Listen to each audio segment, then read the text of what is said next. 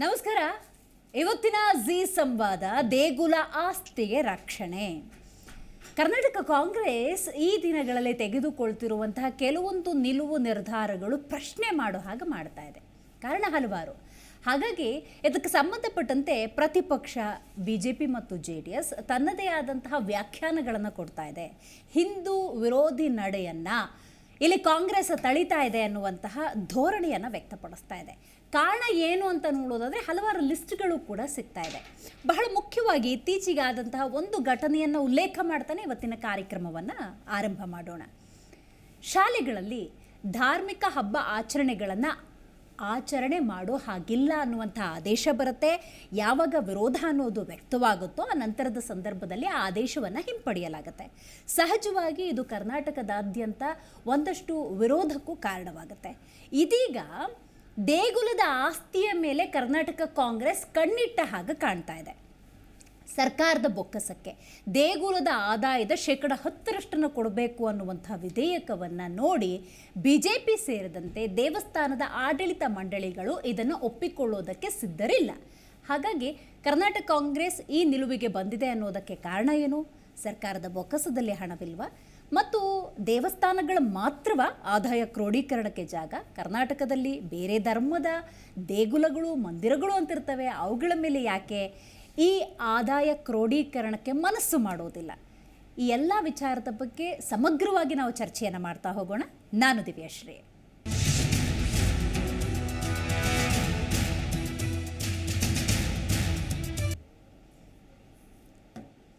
ಆಸ್ತಿ ರಕ್ಷಣೆ ಅಂತ ಸಂದರ್ಭದಲ್ಲಿ ಸರ್ಕಾರದ ಪಾತ್ರ ಬಹಳ ಮುಖ್ಯವಾಗುತ್ತೆ. ಇಲ್ಲಿ ಆಸ್ತಿಯಲ್ಲಿ 10% ಸರ್ಕಾರಕ್ಕೆ ಕೊಡುವಂತಹ ನಿಯಮಗಳು ಅಂದಾಗ ಅದನ್ನು ಒಪ್ಕೊಳ್ಳೋದಕ್ಕೆ ದೇವಸ್ಥಾನಗಳು ಸಿದ್ಧವಿಲ್ಲ, ಆಡಳಿತ ಮಂಡಳಿಗಳು ಕೂಡ ಸಿದ್ಧವಿಲ್ಲ. ಜೊತೆಗೆ BJP ಇದನ್ನು ತೀವ್ರವಾಗಿ ವಿರೋಧಿಸ್ತಾ ಇದೆ. ನೋಡಿ, ಶ್ರೀಮಂತ ದೇಗುಲದ 10% ಆದಾಯ ಇನ್ನು ಮೇಲೆ ಸರ್ಕಾರಕ್ಕೆ. ವಿಧಾನಸಭೆಯಲ್ಲಿ ಧಾರ್ಮಿಕ ಸಂಸ್ಥೆಗಳ ಮಸೂದೆ ಪಾಸ್ ಆಗಿದೆ. ಧಾರ್ಮಿಕ ಸಂಸ್ಥೆಗಳು ಮತ್ತು ಧರ್ಮದಾಯ ದತ್ತಿಗಳ ವಿಧೇಯಕ ಇದು. 1 ಕೋಟಿ ಆದಾಯದ ದೇವಾಲಯಗಳಿಂದ 10% ಆದಾಯ ಸಂಗ್ರಹ ಮಾಡುವಂತಹ ಗುರಿಯನ್ನು ಹೊಂದಿದೆ.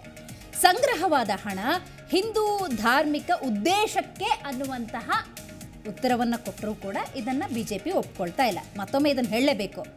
ಸಂಗ್ರಹವಾದಂತಹ ಹಣ ಏನಿದೆ ಅದರಲ್ಲಿ 10% ತಗೋತಾರಲ್ಲ, ಅದನ್ನ ಯಾಕೆ ತಗೋತಾರೆ ಅಂತ ನಾವು ನೋಡ್ತಾ ಹೋಗೋದಾದರೆ ಅದು ದೇವಾಲಯಗಳು ಉದ್ಧಾರಕ್ಕೆ ಅಂತೆ. ಅದೆಷ್ಟರ ಮಟ್ಟಿಗೆ ನಿಜ ಕಾದು ನೋಡಬೇಕು. ಅರ್ಚಕ ಮತ್ತು ಸಿಬ್ಬಂದಿಗೆ ವಿಮೆ, ಮಕ್ಕಳ ಶಿಕ್ಷಣಕ್ಕೆ ನೆರವು ಅಕ್ಸೆಪ್ಟಬಲ್, ಡೆಫಿನೆಟ್ಲಿ ಇದು ಬೇಕಾಗುತ್ತೆ. ದೇಗುಲಗಳ ಆಸ್ತಿ ಒತ್ತುವರಿ ತೆರವು ರಕ್ಷಣೆಗೆ ಕಾರ್ಯಪಡೆ, ಇದು ಆಗಲೇಬೇಕು. ಸರ್ಕಾರದ ನಿರ್ಧಾರಕ್ಕೆ BJP ನಾಯಕರು ಟೀಕೆ ಟಿಪ್ಪಣಿಗಳನ್ನು ಮಾಡ್ತಿದ್ದಾರೆ. ಈ ರೀತಿ ಟೀಕೆ ಟಿಪ್ಪಣಿ ಮಾಡ್ತಾರೆ ಅಂದರೆ ಅದಕ್ಕೊಂದು ಕಾರಣ ಇರಬೇಕಲ್ಲ, ಅದೇನು ಅಂತ ನಾವು ನೋಡ್ತಾ ಹೋಗೋಣ. ಹಾಗಾಗಿ BJP ರಾಜ್ಯಾಧ್ಯಕ್ಷರು ಸೇರಿದಂತೆ BJPಯ ಬಹುತೇಕ ನಾಯಕರು ಇದಕ್ಕೆ ಬಹಳಷ್ಟು ತೀವ್ರ ರೀತಿಯ ವಿರೋಧವನ್ನು ವ್ಯಕ್ತಪಡಿಸಿದ್ದಾರೆ. ದೇಗುಲದ ಮೇಲೆ, ದೇವಾಲಯಗಳ ಮೇಲೆ, ಹಿಂದೂ ಮಂದಿರಗಳ ಮೇಲೆ ಮಾನ್ಯ ಸಿದ್ದರಾಮಯ್ಯನವರು ಮತ್ತು ಕಾಂಗ್ರೆಸ್ ವಕ್ರ ದೃಷ್ಟಿಯನ್ನು ಬೀರಿದೆ ಅನ್ನೋದು BJP ರಾಜ್ಯಾಧ್ಯಕ್ಷ ವಿಜೇಂದ್ರ ಅವರ ಮಾತು. ಹಾಗಾದರೆ ಅವರು ಟ್ವೀಟ್ ಖಾತೆಯಲ್ಲಿ ತಮ್ಮ ಅಸಮಾಧಾನವನ್ನು ಹೇಗೆ ವ್ಯಕ್ತಪಡಿಸಿದ್ದಾರೆ ನೋಡ್ಕೊಂಬರೋಣ ಬನ್ನಿ. ಬಹಳ ಮುಖ್ಯವಾಗಿ ವಿಜೇಂದ್ರ ಅವರು ಬರ್ಕೊಂಡಿದ್ದಾರೆ. ಇದು ದೇಗುಲ ಮೇಲೆ ಸರ್ಕಾರ ತಳಿತಾ ಇರುವಂತಹ ನಿರ್ಧಾರದ ವಿರುದ್ಧ ವಿಜೇಂದ್ರ ಅವರು ಅಸಮಾಧಾನವನ್ನು ವ್ಯಕ್ತಪಡಿಸಿದ್ದಾರೆ. ದೇಗುಲದ ಆದಾಯದ ಮೇಲೆ ಕ್ರೂರ ದೃಷ್ಟಿಯನ್ನು ಬೀರಿದೆ ಕರ್ನಾಟಕ ಕಾಂಗ್ರೆಸ್ ಅನ್ನುವಂಥದ್ದು. ಬರಿದಾದ ಬೊಕ್ಕಸವನ್ನು ತುಂಬಿಸೋದಕ್ಕೆ ಈ ರೀತಿ ವಕ್ರ ದೃಷ್ಟಿಯನ್ನು ಬೀರಿದೆ ಕಾಂಗ್ರೆಸ್ ಅನ್ನುವಂತಹ ನಿಲುವು ವಿಜೇಂದ್ರ ಅವರದ್ದು. ಬೇರೆ ಧರ್ಮದ ಮೇಲಿಲ್ಲದ ಕಣ್ಣು ಹಿಂದೂ ಧರ್ಮದ ಮೇಲೆ ಯಾಕೆ ಅನ್ನೋದು ನೇರ ಪ್ರಶ್ನೆ. ಇದಕ್ಕೆ ಕಾಂಗ್ರೆಸ್ ಏನು ಹೇಳುತ್ತೆ ಅನ್ನೋದು ಬಹಳ ಮುಖ್ಯ. ಅಫ್ಕೋರ್ಸ್ ಬೊಕ್ಕಸ ಅನ್ನೋದು ಬರಿದಾಗದಂತೆ ಅದನ್ನು ಮ್ಯಾನೇಜ್ ಮಾಡಬೇಕು ಅನ್ನೋದಾದರೆ ಆಸ್ತಿ ಅಥವಾ ಆದಾಯದ ಕ್ರೋಢೀಕರಣ ಅನ್ನೋದಾಗಬೇಕಾಗತ್ತೆ. ಅದಕ್ಕೆ ದೇವಾಲಯವೂ ಒಂದು ಮೂಲ ಅನ್ನೋದಾದರೆ ಇದೇ ಕರ್ನಾಟಕದಲ್ಲಿ ಮಸೀದಿಗಳಿದ್ದಾವೆ, ಇದೇ ಕರ್ನಾಟಕದಲ್ಲಿ ಕ್ರಿಶ್ಚಿಯನ್ ಮಿಷನರಿಗಳಿದ್ದಾವೆ, ಚರ್ಚ್ಗಳಿದ್ದಾವೆ. ಅವರು ಕೂಡ ಇಲ್ಲಿ ಆಶ್ರಯವನ್ನು ಪಡ್ಕೊಂಡಿದ್ದಾವೆ. ಅಲ್ಲೂ ಕೂಡ ಕೋಟಿ ಸಂಗ್ರಹವಾಗುತ್ತೆ ಅನ್ನೋದಾದರೆ ಅದರಲ್ಲಿ 10% ಯಾಕೆ ಪಡ್ಕೊಳ್ಳೋದಕ್ಕೆ ಮನಸ್ಸು ಮಾಡ್ತಿಲ್ಲ? ಹಾಗಾಗಿ ಇದನ್ನು ನಾವು ಹಿಂದೂ ವಿರೋಧಿ ನಡೆ ಅಂಥೇಳಿ ವಿರೋಧವನ್ನು ವ್ಯಕ್ತಪಡಿಸ್ತೀವಿ ಅನ್ನೋದು ವಿಜೇಂದ್ರ ಅವರ ಮಾತು. ಇದಕ್ಕೆ ಸಂಬಂಧಪಟ್ಟಂತೆ ಮುಜರಾಯಿ ಸಚಿವರು ರಾಮಲಿಂಗಾರೆಡ್ಡಿ ಅವರು ಏನು ಹೇಳ್ತಾರೆ ಬನ್ನಿ ನೋಡ್ಕೊಂಬರೋಣ. ನಮ್ಮಲ್ಲಿ ಸುಮಾರು 5,000 ದೇವಸ್ಥಾನಗಳಿದೆ. ಅದರಲ್ಲಿ 205 ದೇವಸ್ಥಾನ ಎ ಗ್ರೇಡ್ ದೇವಸ್ಥಾನ, 193 ಬಿ ಗ್ರೇಡ್ ದೇವಸ್ಥಾನ, ಅದರಲ್ಲಿ ಮತ್ತು 34,000 ಚಿಲ್ಲರೆ ಸಿ ಗ್ರೇಡ್ ದೇವಸ್ಥಾನಗಳು ಇದೆ ಸಭಾಧ್ಯಕ್ಷರು. ಮುಜರಾಯಿ ನಾನು ಮುಜರಾಯಿ ನಮ್ಮ ಹತ್ರ ಲೆಕ್ಕ ಇಲ್ಲ, ಮುಜರಾಯಿ ಮಾತ್ರ ಲೆಕ್ಕ ಇದೆ. 35,000 ಬರುತ್ತೆ.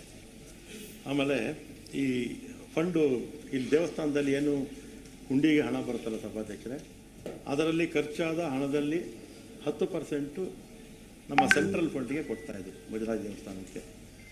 ಅದನ್ನು ಅವರು ಬೇರೆ ಬೇರೆ ಇದಕ್ಕೆಲ್ಲ ಬಳಸ್ತಾಯಿದ್ರು. ಬೇರೆ ಬೇರೆ ಇದಕ್ಕೆಂದರೆ ಈ ನಮ್ಮ ಮುಜರಾಯಿ ದೇವಸ್ಥಾನದಲ್ಲಿರ್ತಕ್ಕಂಥ ಆರ್ಥಿಕರ ಬಗ್ಗೆ, ಅಥವಾ ನೌಕರರು ಬೇರೆ ಇರ್ತಾರೆ, ಅಥವಾ ದೇವಸ್ಥಾನಗಳಿಗೆ ಹಣ ಕೊಡೋದು, ಇದೆಲ್ಲ ಕೂಡ ಮಾಡ್ತಾಯಿದ್ರು.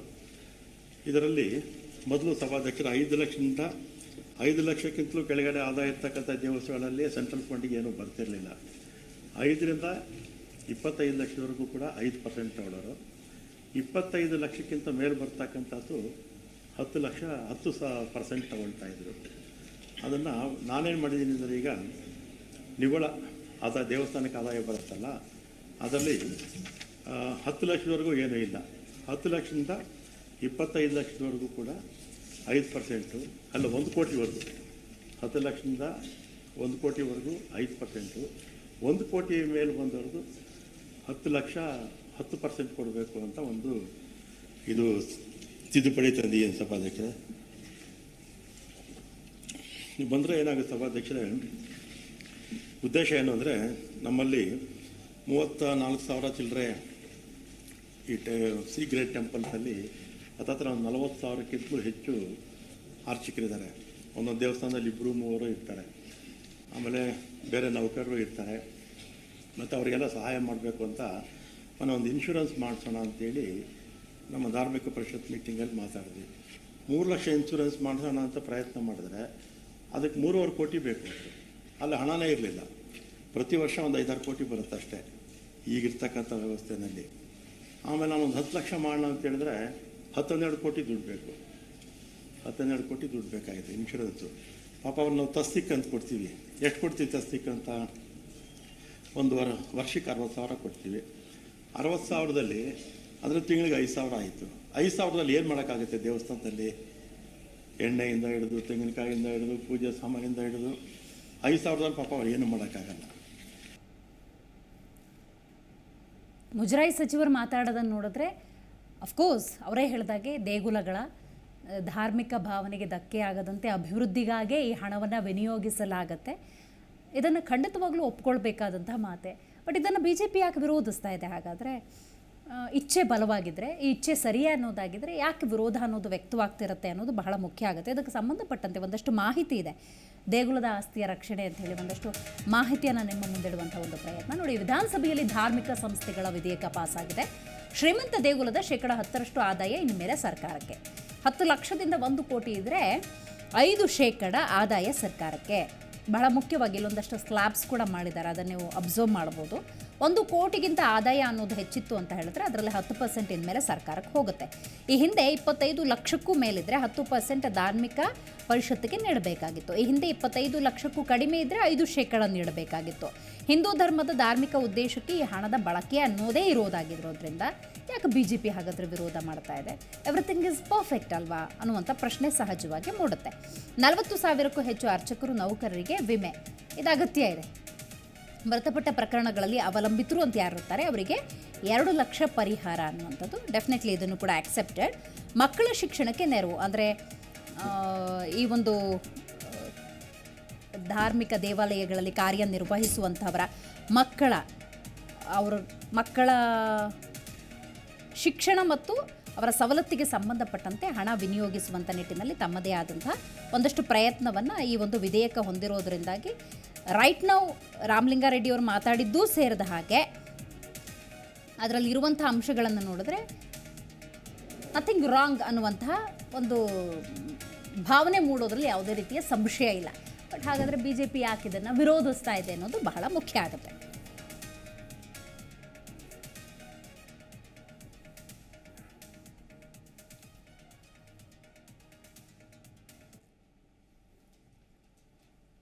ಈ ಬಗ್ಗೆ ಮಾತಾಡಲಿಕ್ಕೆ ಇವತ್ತು ನಮ್ಮ ಕಾರ್ಯಕ್ರಮದಲ್ಲಿ ಕಾಂಗ್ರೆಸ್ ವಕ್ತಾರರಾಗಿರುವಂತಹ ಕೋಗಿಲು ವೆಂಕಟೇಶ್ ಅವರಿದ್ದಾರೆ, ಸ್ವಾಗತ ನಿಮಗೆ. ಇನ್ನು ಎಪಿ ವಕ್ತಾರರು ಅನಿಲ್ ನಾಚಪ್ಪ ಅವರಿದ್ದಾರೆ, ಸ್ವಾಗತ ನಿಮಗೆ. ಬಿಜೆಪಿ ವಕ್ತಾರರು ಯದುಕುಮಾರ್ ಗೌಡ್ರಿದ್ದಾರೆ, ಕಾರ್ಯಕ್ರಮಕ್ಕೆ ಸ್ವಾಗತ. ಇನ್ನು ರಾಜಕೀಯ ಚಿಂತಕರು ವಿಶ್ಲೇಷಕರಾಗಿರುವಂತಹ ಶಶಿಕಾಂತ್ ಯಡಳ್ಳಿ ಅವರು ಝೂಮ್ನಿಂದ ಕನೆಕ್ಟ್ ಆಗ್ತಾ ಇದ್ದಾರೆ. ನಮಸ್ಕಾರ ಶಶಿಕಾಂತ್ ಅವರೇ. ರೈಟ್, ಯದುಕುಮಾರ್ ಗೌಡ್ರಿಂದನೇ ಆರಂಭ ಮಾಡ್ತಾ ಇದ್ದೀನಿ. ಅಲ್ಲಿ ರಾಮಲಿಂಗಾರೆಡ್ಡಿ ಅವರು ಮಾತಾಡಿದ್ದನ್ನು ನೀವು ಗಮನಿಸಿದ್ರೆ, ಜೊತೆಗೆ ಈಗ ನಾವು ಒಂದಷ್ಟು ಮಾಹಿತಿ ನಿಮಗೆ ತೋರಿಸಿದ್ವಿ. ದೇವಾಲಯಗಳ ಅಭಿವೃದ್ಧಿಗಾಗಿಯೇ 10% ನಾವು ಬಳಕೆ ಮಾಡ್ಕೊಳ್ತೀವಿ ಅನ್ನುವಂತಹ ಸ್ಪಷ್ಟ ಚಿತ್ರಣ ಇದ್ದಾಗ ಹಿಂದೂ ವಿರೋಧಿ, ಈ ನಡೆ ಸರಿಯಲ್ಲ, ದೇವಸ್ಥಾನದ ಬೊಕ್ಕಸದ ಮೇಲೆ, ದೇವಸ್ಥಾನದ ಆದಾಯದ ಮೇಲೆ ವಕ್ರದೃಷ್ಟಿ ಅಂತ ಕರೆಯೋ ಅಗತ್ಯ ಏನಿದೆ? ಇವತ್ತೇನು ತಂದಿದ್ದಾರೆ ವಿಧಾನಸಭೆಯಲ್ಲಿ ಪಾಸ್ ಆಗಿರುವಂತಹ ಧಾರ್ಮಿಕ ದತ್ತಿ ವಿಧೇಯಕ 2024 ಇದರಲ್ಲಿ ಹಲವಾರು ಲೋಪದೋಷಗಳಿವೆ. ಅದು ಏನು ಲೋಪದೋಷಗಳಿದೆಯೋ ಅದನ್ನ ಭಾರತೀಯ ಜನತಾ ಪಾರ್ಟಿ ವಿರೋಧಿಸ್ತಾ ಇರುವಂತದ್ದು. ಮೊದಲನೇದಾಗಿ, ಈಗ ಒಂದು ಸರ್ಕಾರ ನಡೆಸಬೇಕಾದಾಗ ಧಾರ್ಮಿಕ ದತ್ತಿ ಇಲಾಖೆಯ ಶ್ರದ್ಧಾ ಕೇಂದ್ರಗಳನ್ನ ರೆವಿನ್ಯೂ ಜನರೇಷನ್ಸ್ ತರ ಮಾಡಕ್ಕಾಗತ್ತಾ? ಶ್ರದ್ಧಾ ಕೇಂದ್ರ, ಹಿಂದೂಗಳ ಶ್ರದ್ಧಾ ಕೇಂದ್ರವನ್ನು ನೀವು ರೆವಿನ್ಯೂ ಜನರೇಷನ್ ಪವರ್ ಹೌಸ್ ಅಂತ ಏನಾದ್ರು ಮಾಡಕ್ ಹೊರಟಿದ್ದೀರಾ? ಇಲ್ಲ ಅಲ್ವಾ? ಇದೇ ಒಂದು ಇದನ್ನ ಬೇರೆ ಧರ್ಮಕ್ಕೂ ಏನಾದ್ರು ಮಾಡ್ತಾ ಇದ್ದೀರಾ? ರೆವಿನ್ಯೂ ಜನರೇಷನ್ಸ್ ಅಂತ ಅಂದ್ಬಿಟ್ಟು ಇದಕ್ಕೆ ಮಸ್ಜಿದ್ಗೆ ಆಗ್ಬೋದು, ಇಲ್ಲ ಚರ್ಚ್ಗೆ ಆಗ್ಬೋದು, ಇಲ್ಲ ಅಲ್ವಾ? ಇದಿಲ್ಲ. ಅದ್ರ ಜೊತೆಗೆ ಇವರು ಏನು ಭ್ರಷ್ಟಾಚಾರದಲ್ಲಿ ಮುಳುಗಿ ಪರ್ಸೆಂಟೇಜ್ ತಗೊಂತಾ ಇದ್ದಾರೆ, ಆ ಪರ್ಸೆಂಟೇಜ್ ಸ್ಲಾಬ್ನ ದೇವಾಲಯಗಳಿಗೂ ಇದು ಮಾಡಿದ್ದಾರೆ. ಅಂದ್ರೆ ಕಾಂಗ್ರೆಸ್ ಸರ್ಕಾರ ಬಂದಾಗಲೆಲ್ಲ ಕೂಡ, ಸಿದ್ದರಾಮಯ್ಯನವರ ಸರ್ಕಾರ ಬಂದಾಗಲೂ ಕೂಡ ಹಿಂದೂ ವಿರೋಧಿ ಸರ್ಕಾರನೇ. ಯಾಕೆ ಅಂದ್ರೆ ಈಗ ನಾವು ಎ ದರ್ಜೆ ವಿಂಗಡಣೆ ಮಾಡಿದ್ದಾರೆ, ಎ ದರ್ಜೆ, ಬಿ ದರ್ಜೆ, ಸಿ ದರ್ಜೆ ಅಂತ ಅಂದ್ಬಿಟ್ಟು. ತಾವು ಹಿಂದೆ ಇದ್ದಾಗಲಿ ಇವಾಗ ಬಂದಿದ್ದಾಗಲಿ ಎಷ್ಟು ದೇವಾಲಯಗಳ ಜೀರ್ಣೋದ್ಧಾರ ಮಾಡಿದ್ದೀರಾ? ಮುಜರಾಯಿ ಇಲಾಖೆಯಲ್ಲಿ ಬಂದಂತ ಯಾವುದೇ ಒಂದು ಸಂಗ್ರಹ ಇದನ್ನ ನಮ್ಮ ದೇವಾಲಯಗಳಿಗೆ, ಅಂದ್ರೆ ಹಿಂದೂ ದೇವಾಲಯಗಳಿಗೆ ಯಾವುದಕ್ಕೆ ವಿನಿಯೋಗ ಮಾಡಿದ್ದೀರಾ? ವಿನಿಯೋಗ ಮಾಡಿ ಇದಕ್ಕಿಂತ ವಿನಿಯೋಗ ಮಾಡಿದೀವಿ ಅನ್ನೋದು ಒಂದು ಉದಾಹರಣೆ ಇದೆಯಾ? ಇಲ್ಲ ಅಲ್ವಾ? ಈಗ ರೀಸೆಂಟ್ ಬಜೆಟ್ ನಲ್ಲಿ ಬಂದಾಗ ಒಟ್ಟು ಆದಾಯದ ಒಂದು ಸ್ಲಾಬ್ ನಲ್ಲಿ 455 ಇಲ್ಲ 500 ಕೋಟಿನ ಹಿಂದೂಗಳ ದೇವಾಲಯದಿಂದ ಆದಾಯದಂತ ಬಂದಿದಂಥದ್ದು. ಆದ್ರೆ ಅದರ ಪುನರುತ್ಥಾನ ಆಗ್ಬೋದು, ಅದ್ರ ಬರ್ಬೋದು, ಯಾವುದೂ ಇರಲಿಲ್ಲ ಅದರಲ್ಲಿ. ಅದೇ ಇನ್ನೊಂದು ಸೈಡ್ ನೋಡಿದೆ ಅಂದ್ರೆ ವಕ್ಫ್ ಆಸ್ತಿಗಳ ಇದಕ್ಕಂತ ಅಂದ್ಬಿಟ್ಟು ಅದಕ್ಕೊಂದು 30 ಕೋಟಿ 300 ಕೋಟಿ, ಅದು ಒಟ್ಟು ಸೇರಿದ್ರೆ 300 ಕೋಟಿ 350 ಕೋಟಿ. ಇದ್ಯಾವ ರೀತಿಗದಲ್ಲಿ? ಅಂದ್ರೆ ಬಹುತತ್ವ ಬಹುಸಂಖ್ಯಾತರು ಇರುವಂತ ದೇವಾಲಯ ಶ್ರದ್ಧಾ ಕೇಂದ್ರಗಳಿಗೆ ಒಂದು ನೀತಿ, ಯಾವುದು ಇಲ್ದಿರಾ ಮುಜರಾಯಿ ಇಲಾಖೆಗೆ ಒಳಪಡ್ದಿರೋಂತ ದೇವಸ್ಥಾನಗಳ ಬೇರೆ ಚರ್ಚ್ ಮತ್ತೆ ಮಸೀದಿಗೆ ಆಗ್ಬೋದು, ಅದಕ್ಕೆ ಬೇರೆ ನೀತಿ. ಇದ್ಯಾವ ದ್ವಿಮುಖ ನೀತಿ ನಿಮ್ದು? ಇದನ್ನ ನಾವು ವಿರೋಧಿಸ್ತಾ ಇರುವಂತದ್ದು. ಆಮೇಲೆ ಇವಾಗ ಸ್ಲ್ಯಾಬ್ ಮಾಡಿರೋಂಥದ್ದು ಏನು ಅಂತಂದ್ರೆ, ಇದು ಯಾವ ರೀತಿ ಸ್ಲ್ಯಾಬ್ ಇದು ಅಂದ್ರೆ 1 ಕೋಟಿಗಿಂತ ಜಾಸ್ತಿ ಇರೋವಂಥದ್ದು ಅಂದಾಗ ಒಟ್ಟು ಸುಮಾರು ತಗೊಂಡಾಗ 40,000 ದೇವಸ್ಥಾನಗಳು, 35ರಿಂದ 40,000 ದೇವಸ್ಥಾನಗಳು ಇರೋವಂಥದ್ದು. ಅದರಲ್ಲಿ ಶ್ರೀಮಂತವಾಗಿರೋ ದೇವಸ್ಥಾನಗಳು ಸುಮಾರು 85ರಿಂದ 100 ಇರೋವಂಥದ್ದು. ಅದು ಈ ನಡುವೆ ಅದ್ರದ್ದು ಆದಾಯ ಜಾಸ್ತಿ ಆಗಿದೆ. ಅದಕ್ಕೆ ಇವ್ರ ಕಣ್ಣು ಅದ್ರ ಮೇಲೆ ಬಿದ್ದುಬಿಟ್ಟೈತೆ. ಅಂದ್ರೆ ನಾವು ಬೇರೆಯವ್ರು ಏನ್ ಹೇಳ್ತಾರಂದ್ರೆ, ಯಾಕೆ ಇದ್ರ ಮೇಲೆ ಕಣ್ಣು? ಇದರಿಂದ ಈಗ ಯಾಕೆಂದ್ರೆ ಮೊದಲು ಬಿಜೆಪಿ ಈ ಪದ್ಧತಿ ಮುಂಚೆ ಇರಲಿಲ್ವಾ? ಇತ್ತು. ಆದ್ರೆ ಶೇಕಡವಾರು ಮಾಡಿದಾಗ ಈಗ 1 ಕೋಟಿ ಒಂದು ಆದಾಯದಲ್ಲಿ ಇರ್ಬೇಕಂದಾಗ 1 ಲಕ್ಷ ಮಾತ್ರ ಉಳಿಕೆ ಹಣ ಅಂತ ಗೌರ್ಮೆಂಟ್ ಕೊಡ್ಬೇಕಾಗಿತ್ತು, ಉಳಿಕೆ ಹಣ. ಆದ್ರೆ ಇವಾಗ ಒಂದು ಇದಿತ್ತಂದ್ರೆ 10 ಲಕ್ಷ, ಅಂದ್ರೆ 100 ಕೋಟಿ ಇತ್ತು ಅಂದ್ರೆ 10 ಕೋಟಿ. ವ್ಯತ್ಯಾಸ ಗೊತ್ತಾಗತ್ತಲ್ಲ ಮೇಡಮ್ ಅಲ್ಲಿ. ಇವ್ರು ಹೇಳ್ತಾ ಇರೋದು ಬರೀ ಅವ್ರು ಏನ್ ಫಿಗರ್ ಹೇಳ್ತಾ ಇದಾರಲ್ಲ, ಆ ಫ್ಯಾಕ್ಟ್ಸ್ ಅಂಡ್ ಫಿಗರ್ಸ್ ಸುಳ್ಳಿನಿಂದ ಕೂಡಿದಂಥದ್ದು. ಈ ವಿಧೇಯಕವನ್ನ ಭಾರತೀಯ ಜನತಾ ಪಾರ್ಟಿ ವಿಧಾನಸಭೆಯಲ್ಲಿ ಪಾಸ್ ಆಗಿದೆ. ವಿಧಾನ ಪರಿಷತ್ನಲ್ಲಿ ಅದನ್ನ ತೀವ್ರವಾಗಿ ವಿರೋಧಿಸ್ತೀವಿ. ಅದರಲ್ಲಿ ಇರುವಂತ ಏನು ಲೋಪಕರವಾದಂತ ಇದು ಅಂಶಗಳೇನಿದೆ, ಇನ್ನ ಕೆಲವಿದೆ, ಅದನ್ನ ಆಮೇಲೆ ಹೇಳ್ತೀನಿ. ಅದಲ್ಲಿ ಇದನ್ನ ನಾವು ವಿರೋಧಿಸ್ತೀವಿ ಮೇಡಮ್. ರೈಟ್, ಇದು ಆದಾಯ ಕ್ರೋಢೀಕರಣಕ್ಕಾಗಿ ಮಾಡ್ತಿರುವಂತಹ ಪ್ರಮುಖ ಎಜೆಂಡಾ. ಇದರಲ್ಲಿ ಸಕ್ಸಸ್ಫುಲ್ ಆಗ್ಬೋದು, ಬಟ್ ಇದಕ್ಕೆ ನಾವು ತೀವ್ರ ವಿರೋಧ ವ್ಯಕ್ತಪಡಿಸ್ತೀವಿ ಅಂತಿದ್ದಾರೆ. ಬಟ್ ಈ ವಿಧೇಯಕದ ಕುರಿತಂತೆ ನಿಮ್ಮ ಅಭಿಪ್ರಾಯ ಏನು ಅನಿಲ್ ಅವರೇ? ವಿಧೇಯಕ ಕುರಿತಾಗಿ ನನ್ನ ಅಭಿಪ್ರಾಯ ಏನಂದ್ರೆ, ಇವರು ತೀವ್ರವಾಗಿ ನಾವು ವಿರೋಧಿಸ್ತೀವಿ ಅಂತ ಏನು ಹೇಳಿದ್ರಲ್ಲ, ಆ ವಿರೋಧ ಆಗಿಲ್ಲ. ಆಯ್ತಾ? ಪಾಸ್ ಆಗಿದೆ ಅಲ್ಲ, ಪಾಸ್ ಆಗಿದೆ. ಇವರಿಗೆ ಇದ್ರ ಅರ್ಥನೂ ಆಗ್ಲಿಲ್ಲ, ಬಿಜೆಪಿ ಅವರಿಗೆ ಇದ್ರ ಅರ್ಥನೂ ಆಗ್ಲಿಲ್ಲ. ಕೊನೆಗೆ ಏನು ಅನ್ನಿಸ್ತು ಅಂದ್ರೆ, ಕಾಂಗ್ರೆಸ್ ಅವ್ರು ಏನಾದ್ರು ಹಿಂದೂ ಪರವಾಗಿ ಹೊರಟು ಹೋಗ್ಬಿಟ್ರೆ ನಮಗೇನಿದೆ ಮುಂದಕ್ಕೆ ಅನ್ನೋದೊಂದು ಹತಾಶಾಭಾವ ಅಷ್ಟೇ ಬಿಜೆಪಿ ಅವರಿಗೆ. ಇದರಲ್ಲಿ ನೋಡಿ ಮೇಡಮ್, 25 ಲಕ್ಷ ಇದು ಮೊದಲೇ ಇದ್ದಿದ್ದು. ಈಗ ಅದನ್ನು 1 ಕೋಟಿಗೆ ತಗೊಂಡೋಗಿದ್ದಾರೆ. 10ರಿಂದ 1 ಕೋಟಿ ತನಕ 5% ಮಾಡಿದ್ದಾರೆ. ಇದರಲ್ಲಿ ಇನ್ನೂ ಒಳ್ಳೆ ವಿಷಯ ಏನು ಅಂದ್ರೆ, ಅರ್ಚಕರಿಗೆ ಮೊದಲು 3,500 ಕೊಡ್ತಾ ಇದ್ರು. ಆ 3,500 ಅವ್ರು ಏನು ಮಾಡೋಕ್ಕಾಗ್ತಾ ಇತ್ತು? ಇವತ್ತು ಇದರಲ್ಲಿ ಒಳ್ಳೆ ವಿಷಯಗಳು ಏನೇನಂದರೆ ಮಕ್ಕಳ ಎಜುಕೇಷನ್ಗೆ ನಿಯೋಗ ಮಾಡ್ತೀವಿ ಅಂತ ಹೇಳ್ತಿದ್ದಾರೆ, ಮತ್ತು ಮರಣ ಹೊಂದಿದ್ರೆ ಅವರಿಗೆ ವಿಮೆ ಇರುತ್ತೆ ಅಂತ ಹೇಳಿದ್ದಾರೆ, ಮತ್ತು 5,000ದಿಂದ 50,000 ತನಕ ಒಂದು ವರ್ಷಕ್ಕೆ ಅವರ ಅದೇ ಏನು ನಿಮಗೆ ಇದನ್ನ ಕೊಡ್ತೀವಿ ಅಂತ ಹೇಳಿದ್ದಾರೆ. ಇದು ಒಂದು. ಮತ್ತೆ ಮುಖ್ಯವಾಗಿ ನೋಡ್ಬೇಕಂದ್ರೆ ಇಡೀ ರಾಜ್ಯದಲ್ಲಿ ಯಾವುದ್ಯಾವುದು ಮುಜರಾಯಿ ಇಲಾಖೆ ಒಳಗಡೆ ಬರುತ್ತಲ್ವ ದೇವಸ್ಥಾನಗಳು, ಆ ಅರ್ಚಕರುಗಳಿಗೆ ಯಾವುದೇ ರೀತಿಯಲ್ಲೂ ಸವಲತ್ತುಗಳು ಇರಲಿಲ್ಲ, ತುಂಬಾ ಕಷ್ಟದಲ್ಲಿದ್ದರು. ಆಮೇಲೆ ಕುಕ್ಕೆ ಸುಬ್ರಹ್ಮಣ್ಯ ಸ್ವಾಮಿ ಅಂತ ಏನು ಹೇಳ್ತಾರೆ, ಅದು 100 ಕೋಟಿ ಆದಾಯ ಬಂದರೆ ಅದರಲ್ಲಿ 10 ಕೋಟಿ ಸರ್ಕಾರಕ್ಕೆ ಬರೋದ್ರಲ್ಲಿ ಏನು ಅಂತ ಏನು ದೊಡ್ಡ ತಪ್ಪು ಅನ್ಸೋದಿಲ್ಲ. ಆದರೆ ನನಗೆ ಈ ವಿಧೇಯಕದಲ್ಲಿ ಒಂದು ಪ್ರಾಬ್ಲಮ್ ಏನು ಅನ್ಸುತ್ತೆ ಅಂದರೆ, ನೀವು ಹಿಂದೂಗಳಿಗೆ ಏನು ಮಾಡಿದಿರಲ್ವ ಅದನ್ನೇ ಪ್ರತಿ ಎಲ್ಲರಿಗೂ ಮಾಡ್ಬೋದಾ ಅಂತ ಚಿಂತನೆ ಮಾಡ್ಬೋದಿತ್ತು. ಎಲ್ಲರೂ ಅಂದ್ರೆ ಎಲ್ಲ ಧರ್ಮದವ್ರಿಗೂ. ಯಾಕೆ ಅಂದ್ರೆ ಎಲ್ಲರೂ ಇಲ್ಲಿ ಆಶ್ರಯ ಪಡ್ಕೊಂಡಿದ್ದಾರೆ. ಹೌದು, ಆಶ್ರಯ ಪಡ್ಕೊಂಡಿದ್ದಾರೆ. ಮತ್ತು ಮುಖ್ಯವಾಗಿ ಏನಾಗುತ್ತೆ ಅಂದ್ರೆ, ಸರ್ಕಾರದಿಂದ ಆ ಧರ್ಮಗಳಿಗೆ ಆ ಫಂಡ್ಗಳನ್ನ ಕೊಟ್ಟಿದ್ದಾರೆ. ಈಗ ಒಂದು ಚರ್ಚ್ ಕಟ್ಟಬೇಕಾದ್ರೂ 2 ಕೋಟಿ ತನಕ ಹಳೆ ಈ ಚರ್ಚಿನ ನವೀಕರಣಕ್ಕೆ ಅಂತ ದುಡ್ಡು ಕೊಡ್ತಾರೆ. ಆಮೇಲೆ ಮಸೀದಿಗಳಿಗೂ ಕೊಡ್ತಾರೆ, ಮತ್ತೆ ಅಲ್ಲಿನ ಸಮುದಾಯ ಭವನಗಳಿಗೂ ಕೊಡ್ತಾರೆ. ಸೊ ನೀವು ಸರ್ಕಾರದಿಂದ ಏನಾದರೂ ಕೊಟ್ಟಾಗ ಅಲ್ಲಿಂದನೂ ವಾಪಸ್ ತಗೊಳ್ಳೋದು ಉತ್ತಮ ಅನ್ಸುತ್ತೆ. ಎಲ್ಲರೂ ಈಗ ಹಿಂದೂಗಳು ಏನು ಕೊಡ್ತಾ ಇದ್ದಾರೆ ಅದೇ ರೀತಿಯಲ್ಲಿ ಎಲ್ಲರೂ ಕೊಡಬೇಕು. ಎಲ್ಲಾ ಧರ್ಮದವರಿಂದನೂ ಇದೇನು ವಿಧೇಯಕ ಬಂದಿದೆಯಲ್ಲ, ಇವತ್ತಲ್ಲ ನಾಳೆ ಬಿಜೆಪಿಯ ಸರ್ಕಾರ ಆಡಳಿತಕ್ಕೆ ಬಂದ್ರೆ ಅದನ್ನ ಮಾಡಬಹುದು ಅಂತ ಅವ್ರು ಚಿಂತನೆ ಮಾಡಬಹುದು ಅಂತ ನನಗೆ ಅನ್ಸುತ್ತೆ.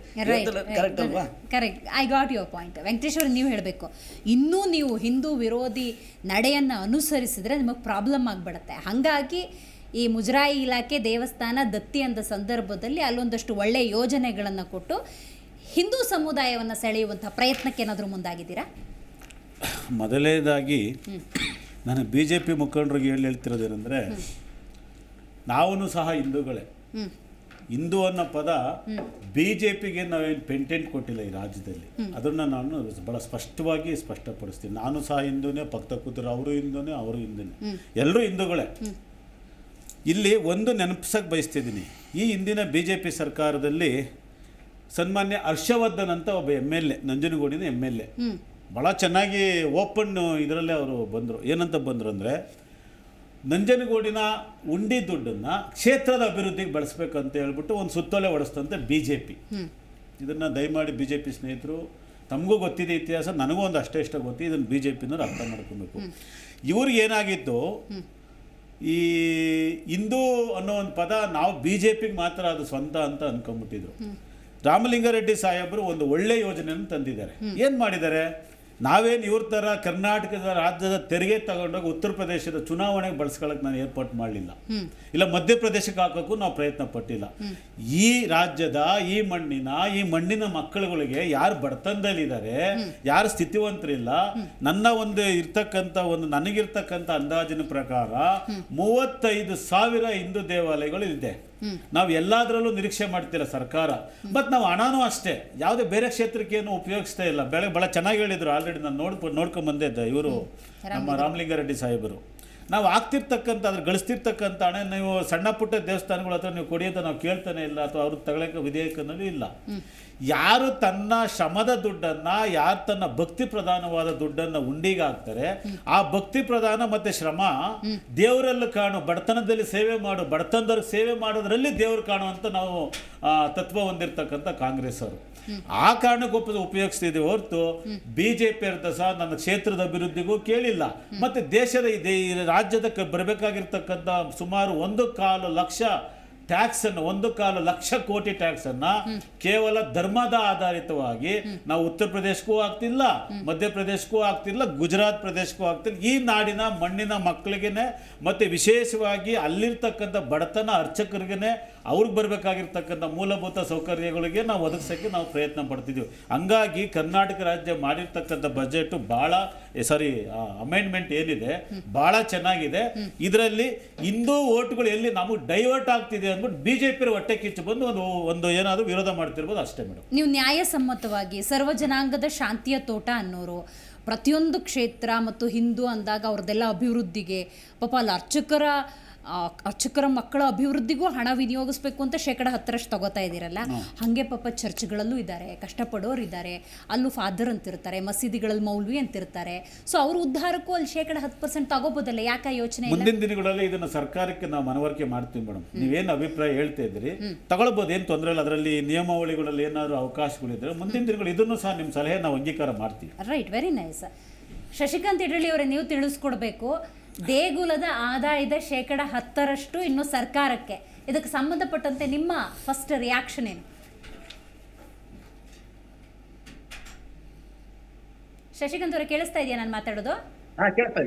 ಪ್ಲೀಸ್ ಹೇಳಿ, ದೇಗುಲದ ಆದಾಯದ 10% ಇನ್ಮೇಲೆ ಸರ್ಕಾರಕ್ಕೆ ಅನ್ನುವಂತ ವಿಚಾರಕ್ಕೆ ಸಂಬಂಧಪಟ್ಟಂತೆ ನಿಮ್ಮ ರಿಯಾಕ್ಷನ್ ಏನು?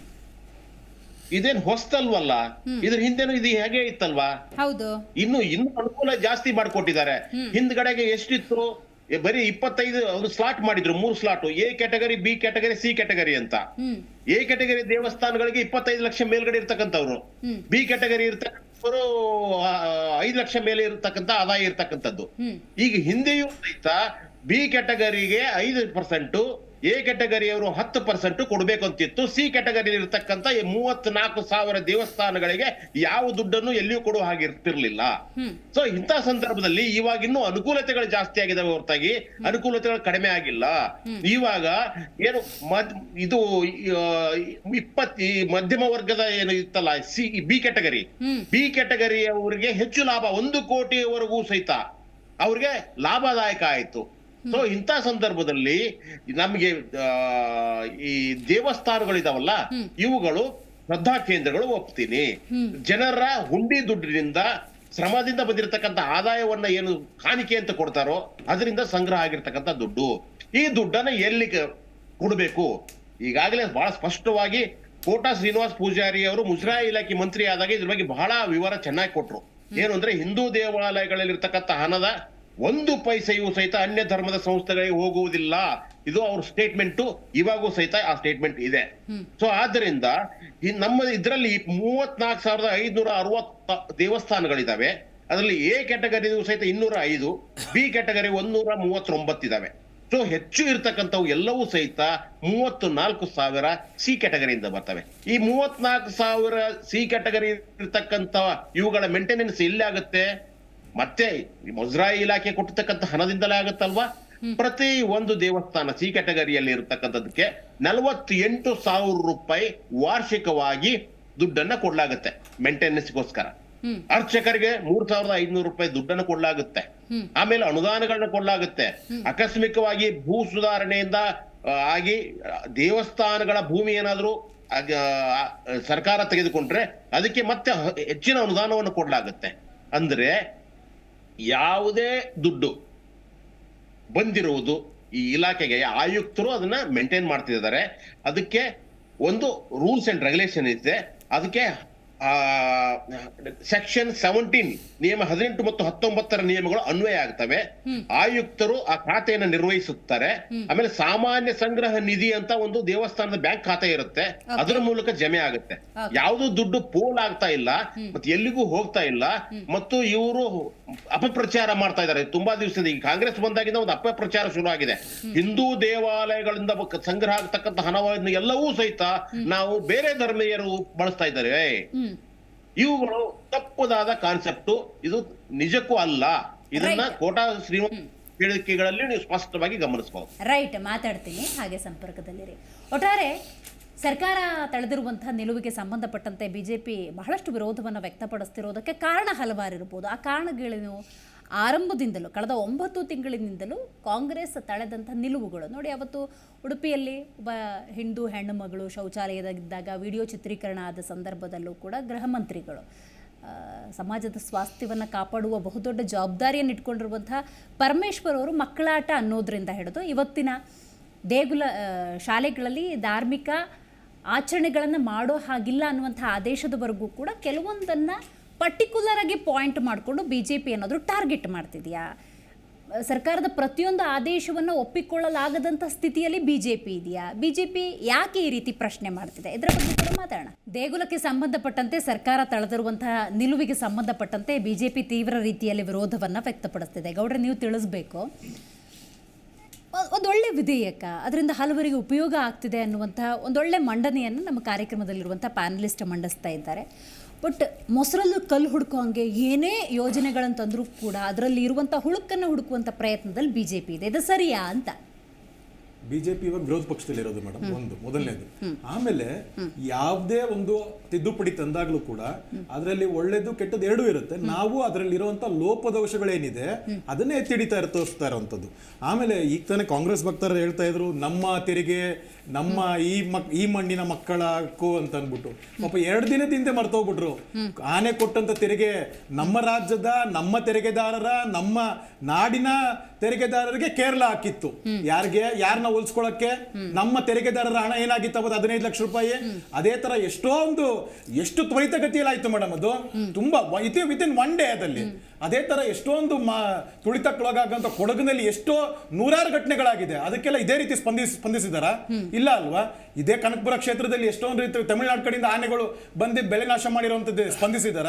ಯಾವುದೂ ಇಲ್ಲ ಮೇಡಮ್. ಅಲ್ಲಿ ನಮ್ಗೆ ಇದರಲ್ಲಿ ಇರುವಂತದ್ದು ಏನು ಅಂದ್ರೆ, ಈ ವಿಧೇಯಕದಲ್ಲಿ ಸೆಕ್ಷನ್ 19(1)A ಕ್ಲಾಸ್ ನಲ್ಲಿ ಇರುವಂತದ್ರಲ್ಲಿ ಸಿ ಕ್ಯಾಟಗರಿ ಮತ್ತೆ ಬೇರೆ ಕಮಿಟೀಸ್ ಇದು ಮಾಡಬೇಕಾದಾಗ ಅನ್ಯ ಧರ್ಮೀಯರನ್ನು ಸೇರಿಸುವಂತದ್ದು ರಿಲಿಜಿಯಸ್ ಅಂತ ಹಾಕಿದರೆ ಹೊರತು ಅದನ್ನ ಸ್ಪೆಸಿಫಿಕ್ ಆಗಿ ಮಾಡಿಲ್ಲ. ಯಾವುದನ್ನ ಸ್ಪೆಸಿಫಿಕ್ ಆಗಿ ಹೇಳಿಲ್ಲ. ಇದನ್ನ ಅಮೆಂಡ್ಮೆಂಟ್ ಮಾಡಬೇಕು. ಇದು ಹಿಂದೂ ವಿರೋಧಿ ಅಂತ ಹೇಳ್ತಾ ಇರುವಂತದ್ದು. ಮತ್ತೆ ಹಿಂದೂ ವಿರೋಧಿ ಅಂತ ಯಾಕೆ ಹೇಳ್ತೀವಂದ್ರೆ ಅವರ ಪ್ರತಿ ನಡೆಯಲ್ಲೂ ಹಿಂದೂ ವಿರೋಧಿ ಇದೆ. ಈ ಸರ್ಕಾರ ಬಂದಾಗಿನಿಂದ ನೀವು ನೋಡ್ಕೊಂಬನ್ನಿ, ಯಾವ ಧಾರ್ಮಿಕ ಇದಾಯ್ತೋ, ಕೋಲಾರದಲ್ಲಿ ಆಗಿದಂಥದ್ದಾಗ್ಬೋದು, ಶಿವಮೊಗ್ಗದಲ್ಲಿ ಆಗಿದಂಥದ್ದಾಗ್ಬೋದು, ಆಗ ಆಟಗಳನ್ನೆಲ್ಲ ಮಕ್ಕಳಾಟ ಅಂತ ಹೇಳಿದಂಥದ್ದು, ಚಿಕ್ಕ ಘಟನೆ ಅಂತ ಹೇಳಿದಂಥದ್ದು ತಮ್ಮ ಇದನ್ನೇ ಐತೆ. ಇದರಲ್ಲೂ ಉನ್ನಾರ ಐತೆ.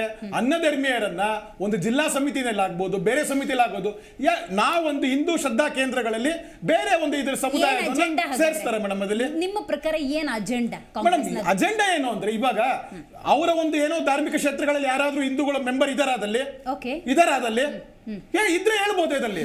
ಆದ್ರೆ ಯಾರು ಇಲ್ಲ ಆ ತರದ್ದು.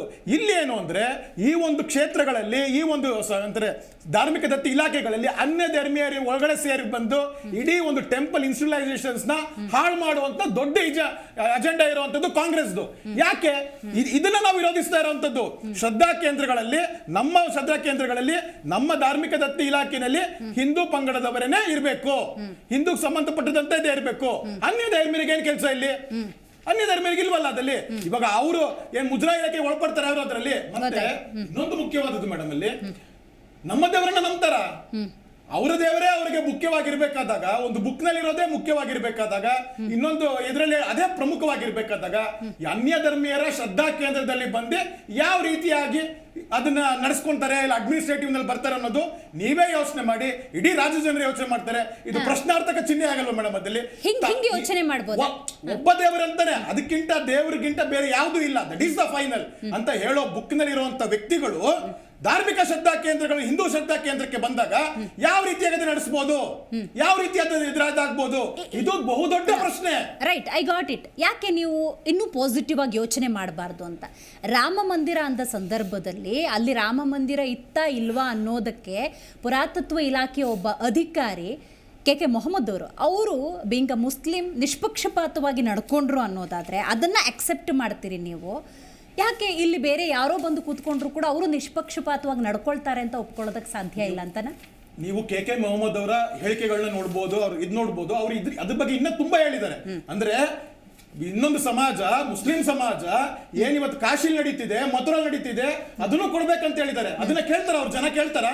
ಒಬ್ಬ ಒಳ್ಳೆ ವ್ಯಕ್ತಿ ಆರ್ಕಿಯಾಲಜಿಕಲ್ ಸರ್ವೆ ಆಫ್ ಇಂಡಿಯಾ ಇಂದ ಇದ್ ಅದನ್ನ ನಾವು ಕೇಳಿಲ್ಲ. ಅವರು ಕೋರ್ಟ್ ಪ್ರಮಾಣೀಕರಿಸಿದ್ರು. ಕೋರ್ಟ್ ಏನ್ ನಿರ್ಧಾರ ಮಾಡ್ತೋ ನಾವು ಅದನ್ನ ಒಪ್ಕೊಂಡ್ವಿ. ಅದು ಪ್ರಮಾಣೀಕರಿಸ. ಇವತ್ತು ಅವರು ಒಂದು ಸಮಾಜದ ಮುಖಂಡರಾಗೋ ಇರ್ಬೋದು, ಇಲ್ಲ ಆ ಪಂಗಡದ ಮುಖಂಡರಾಗಿ ಹೇಳ್ಬೋದು, ಇನ್ನೆರಡು ದೇವಾಲಯಗಳು ಈ ತರ ಇದೆ ಅಂದಾಗ ಒಪ್ಕೊಂತಾರ ಅವರು? ಇಲ್ಲ ಅಲ್ವಲ್ಲ ಮೇಡಮ್? ಆ ತರ ಒಪ್ಪಿಗೆ ಇಲ್ಲ. ಎಲ್ಲಾದ್ರಲ್ಲೂ ಪ್ರಶ್ನಾರ್ಥಕ ಚಿಹ್ನೆ ಇರ್ಬೇಕಾದಾಗ ಇದನ್ನ ಹೆಂಗ್ ಒಪ್ಕೊಳಕ್ಕಾಗುತ್ತೆ? ಇದನ್ನ ಹೆಂಗೆ ನೀವು ಅಂತ ಅಂತಾರೆ?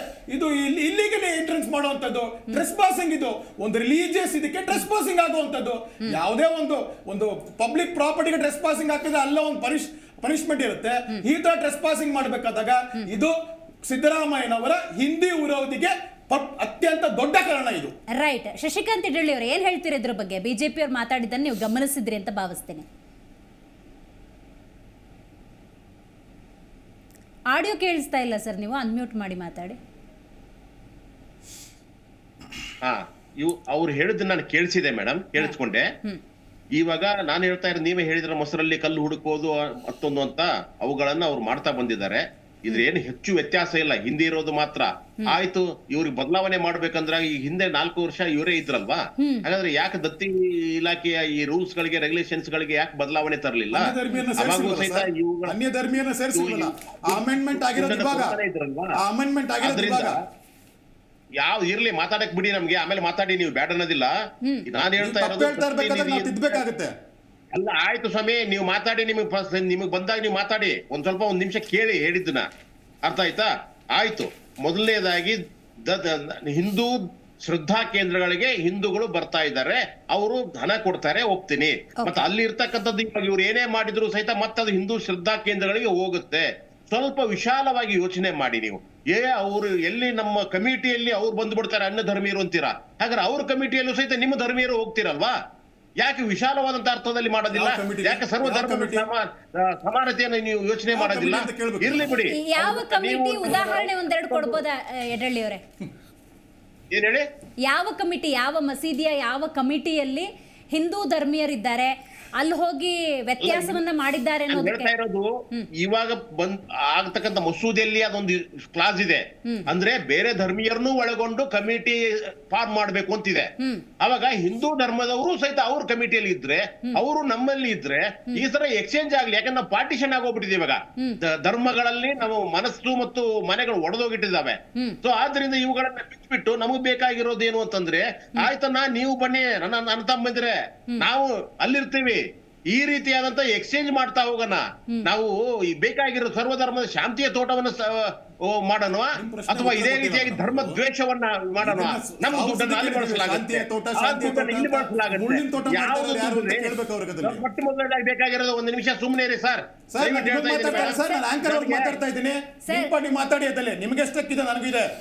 ಶಶಿಕಾಂತ್ ಅವರೇ, ಅವ್ರು ಕೇಳಿದ ಒಂದೇ ಒಂದು ಪ್ರಶ್ನೆ, ನೀವು ಹೇಳ್ತಿದ್ದೀರಲ್ಲ ಅನ್ಯ ಧರ್ಮೀಯರು ಜೊತೆಗೆ ಸಾಮರಸ್ಯನ ಕಾಪಾಡುವಂತ ಕೆಲಸ ಆಗ್ಬೇಕು ಅಂತ. ಈಗ ಬೇರೆ ಧರ್ಮದ ಕಮಿಟಿಗಳಲ್ಲಿ ಹಿಂದೂಗಳಿದ್ದ ಉದಾಹರಣೆಯನ್ನ ಯಾವ್ದಾದ್ರು ಒಂದೆರಡು ಕಮಿಟಿ ಎಕ್ಸಾಂಪಲ್ ಕೊಟ್ರೆ ಮೇ ಬಿ.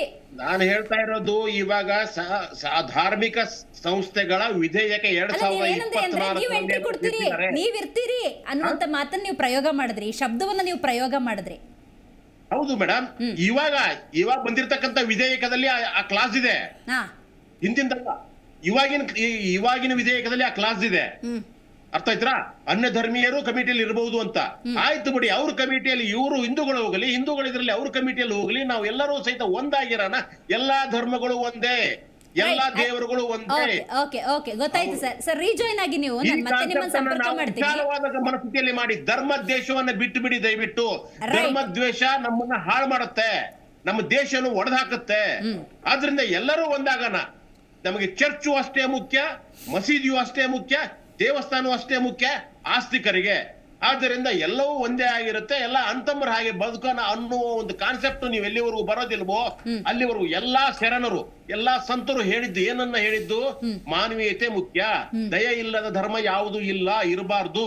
ಆದ್ದರಿಂದ ನಿಮ್ಮಲ್ಲಿ ದಯೆಯನ್ನು ಇಟ್ಟುಕೊಳ್ಳಿ, ಪ್ರತಿಯೊಬ್ಬರು ಸಹಿತ ಒಬ್ಬರೇ ಅಂತ ಮಾಡ್ಕೊಳ್ಳಿ. ಯಾಕೆ ಸ್ವಾಮಿ, ನನ್ನ ಟ್ಯಾಕ್ಸ್ ನಾನು ಕಟ್ತೀನಲ್ವಾ? ರೀಜಾಯಿನ್ ಆಗಿ ಸರ್, ನಾನು ಮಾತಾಡ್ತೀನಿ ನಿಮ್ಮ ಜೊತೆ, ಮತ್ತೆ ಸಂಪರ್ಕಕ್ಕೆ ಬರ್ತೀನಿ. ಅನಿಲ್ ಅವರೇ. ಮೇಡಮ್, ಅನ್ಯ ಧರ್ಮೀಯರು ಅವರ ಏನು ಆಡಳಿತ ಮಂಡಳಿ ಒಳಗೆ ಇರ್ಬೋದು ಅಂತ ಹೇಳಿದಾರಲ್ಲ, ಅದು ಎಲ್ಲ ಕರ್ನಾಟಕದ 35,000 ದೇವಾಲಯಗಳಿಗಲ್ಲ. ದತ್ತಪೀಠ ಮತ್ತು ಇನ್ನೊಂದು ಶೃಂಗೇರಿ ಹತ್ರ ಒಂದು ಏನು ಕಾನ್ಫ್ಲಿಕ್ಟ್ ಇದೆ, ಎರಡು ಧರ್ಮದವರು ಹೋಗಂತದ್ರಲ್ಲಿ ಮಾತ್ರ ಅದನ್ನ ಸ್ಪಷ್ಟವಾಗಿ ಹೇಳಿದ್ದಾರೆ. ನಿನ್ನೆ ಸ್ಪಷ್ಟವಾಗಿ ಹೇಳಿದ್ದಾರೆ, ಪೇಪರ್ಗಳಲ್ಲೂ ಬಂದಿದೆ. ಆದ್ರೆ ಬಿಜೆಪಿಯವರು ಯಾವುದು ಓದ್ಕೊಡೋದಿಲ್ಲ.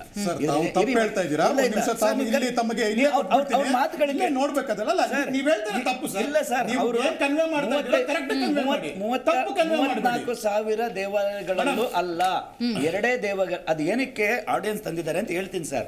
ಅದು ತಂದ್ರೆ ಮಾತ್ರ ಒಂದು ನಿಮಿಷ ಸರ್, ಅದು ತಂದ್ರೆ ದತ್ತಪೀಠದಲ್ಲಿ ಎರಡು ಸಮುದಾಯದವರು ಸೇರ್ಕೋಬಹುದು ಅನ್ನೋದಕ್ಕೋಸ್ಕರ ತಂದಿದ್ದಾರೆ ಅನ್ನೋದನ್ನು ಹೇಳಿದ್ದಾರೆ. ಅದು ಪತ್ರಿಕೆಗಳಲ್ಲೂ ಬಂದಿದೆ, ಇವತ್ತಿನ ಪ್ರಜಾವಾಣಿಯಲ್ಲಿ ಬಂದಿದೆ ಸರ್. ಪ್ರಜಾವಾಣಿನ ತೆಗೆದು ನೋಡಿ. ಅದಾದ್ಮೇಲೆ ಬಿಜೆಪಿಯವರು ಅಲ್ಲಿ ಸದನದಲ್ಲಿ ಸೈಲೆಂಟ್ ಆಗಿದ್ದಾರೆ. ಹಂಗೇನಾದ್ರೂ ಆಗ್ಬಿಟ್ಟಿದ್ರೆ ಇವ್ರು ಈಗಾಗಲೇ ಬೆಂಕಿ ಹಚ್ಕೊಂಡು ಕೂಗಾಡ್ಬಿಡೋರು. ಆತರ ಆಗಿಲ್ಲ. ಅದು ಒಂದು ವಿಷಯ. ಆಮೇಲೆ ಈಗ ಮಸೀದಿಗಳಲ್ಲಿ, ಚರ್ಚ್ಗಳಲ್ಲೂ ಅನ್ಯ ಧರ್ಮದವರು ಬರ್ಬೋದು ಅಂದ್ರೆ ಈಗಾಗಲೇ ಬಂದಿದ್ದಾರೆ ಅಲ್ಲಿ.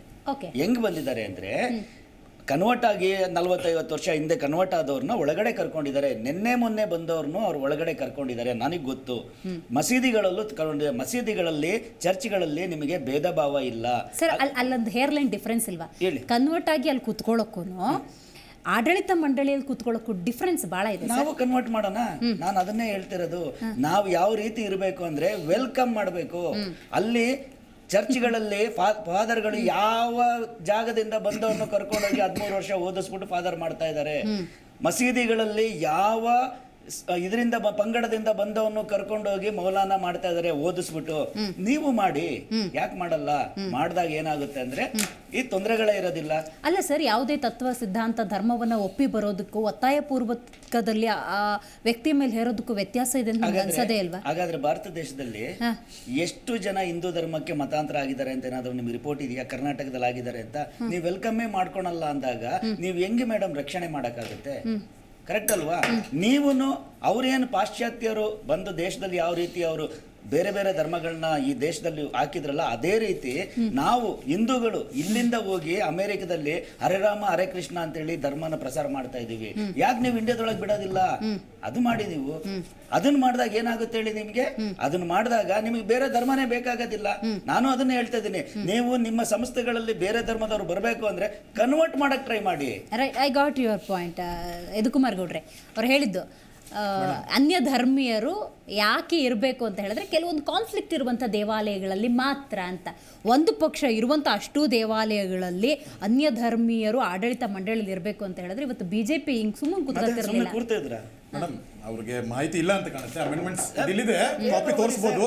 ತಮ್ಮ ಪೇಪರ್ ಅಲ್ಲ ಸರ್, ಕರ್ನಾಟಕದ ರಾಜ್ಯಪತ್ರವನ್ನೇ ತಮ್ಮ ಕೈಲಿ ಕೊಡ್ತೀನಿ. ಆ ತರ ಇರುವಂತದ್ದು ಎ ಗ್ರೇಡ್ ಬಿ ಗ್ರೇಡ್ ದೇವಸ್ಥಾನ ಮೇಡಮ್, ಜಂಟಿ ಇರುವ ದೇವಸ್ಥಾನ.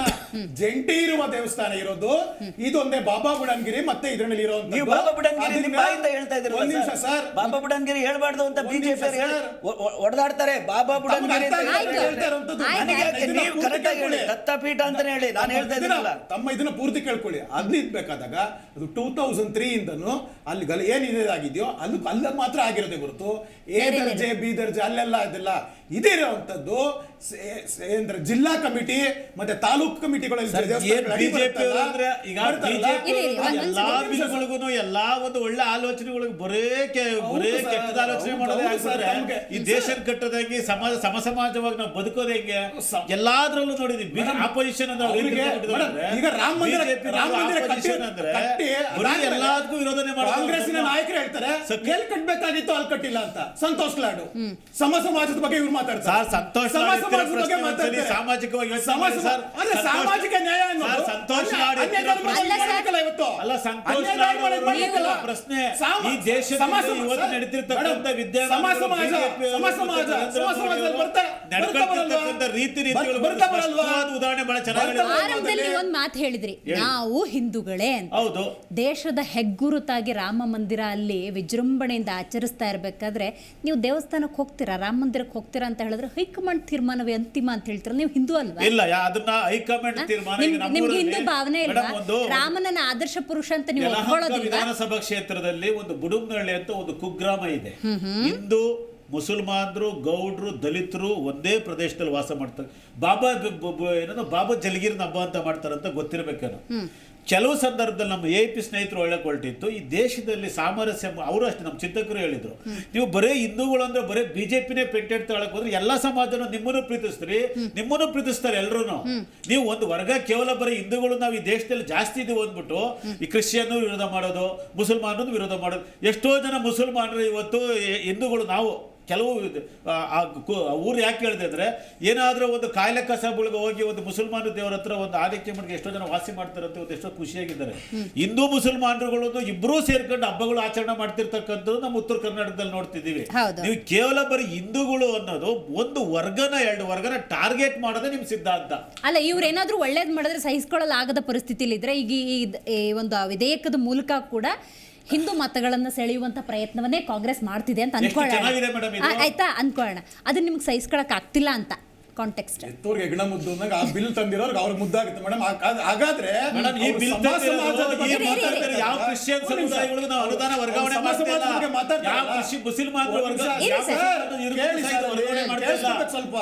ಕೇವಲ ಇವತ್ತು ಹಳ್ಳಿಗಾಡು ಪ್ರದೇಶದಲ್ಲಿ ಒಬ್ಬ ಬ್ರಾಹ್ಮಣಿಕೆ ಮಾಡ್ತಕ್ಕಂಥವನಿಗೆ ಒಂದು ಮನೆ ಇರಲ್ಲ. ಒಬ್ಬ ಬ್ರಾಹ್ಮಣಿಕೆ ಮಾಡ್ತಿರ್ತಕ್ಕಂಥವ್ರು ಎಷ್ಟೋ ಜನಕ್ಕೆ ನೀವು ನೋಡಿ ಅವ್ರ ಸ್ಥಿತಿಗತಿ ಚೆನ್ನಾಗಿರಲ್ಲ. ಎಷ್ಟೋ ಬ್ರಾಹ್ಮಣರುಗಳು ಇವತ್ತೂ ಸಹ ಪೂಜೆ ಮಾಡ್ತಕ್ಕಂಥ ಹಿಂದೂಗಳಲ್ಲಿ ಯಾರೇ ಆಗಿರ್ಬೋದು, ಅವ್ರಿಗಿರ್ತಕ್ಕಂಥ ಬಡತನದ ಬಗ್ಗೆ, ಮಕ್ಕಳ ಬಗ್ಗೆ ಅವ್ರಿಗೆ ಬಿಜೆಪಿದವ್ರ ಕಾಳಜಿನೇ ಇಲ್ಲ. ಅದ್ರ ಬಗ್ಗೆ ನಿಮ್ಗೆ ಆಕ್ಷೇಪ ಇದೆಯಾ? ಈಗ ವಿಮೆ ಕೊಡೋದು, ಇನ್ಶೂರೆನ್ಸ್ ಕೊಡೋದ್ರ ಬಗ್ಗೆ ಆಕ್ಷೇಪ ಇದೆಯಾ? ಮೇಡಮ್ ಆ ತರದಲ್ಲ, ಇವ್ರು ಹೇಳ್ತಾರಲ್ಲ ಬಡ ಅರ್ಚಕರ ಬಗ್ಗೆ ಕಾಳಜಿನೇ ಇಲ್ಲ ಅಂತ.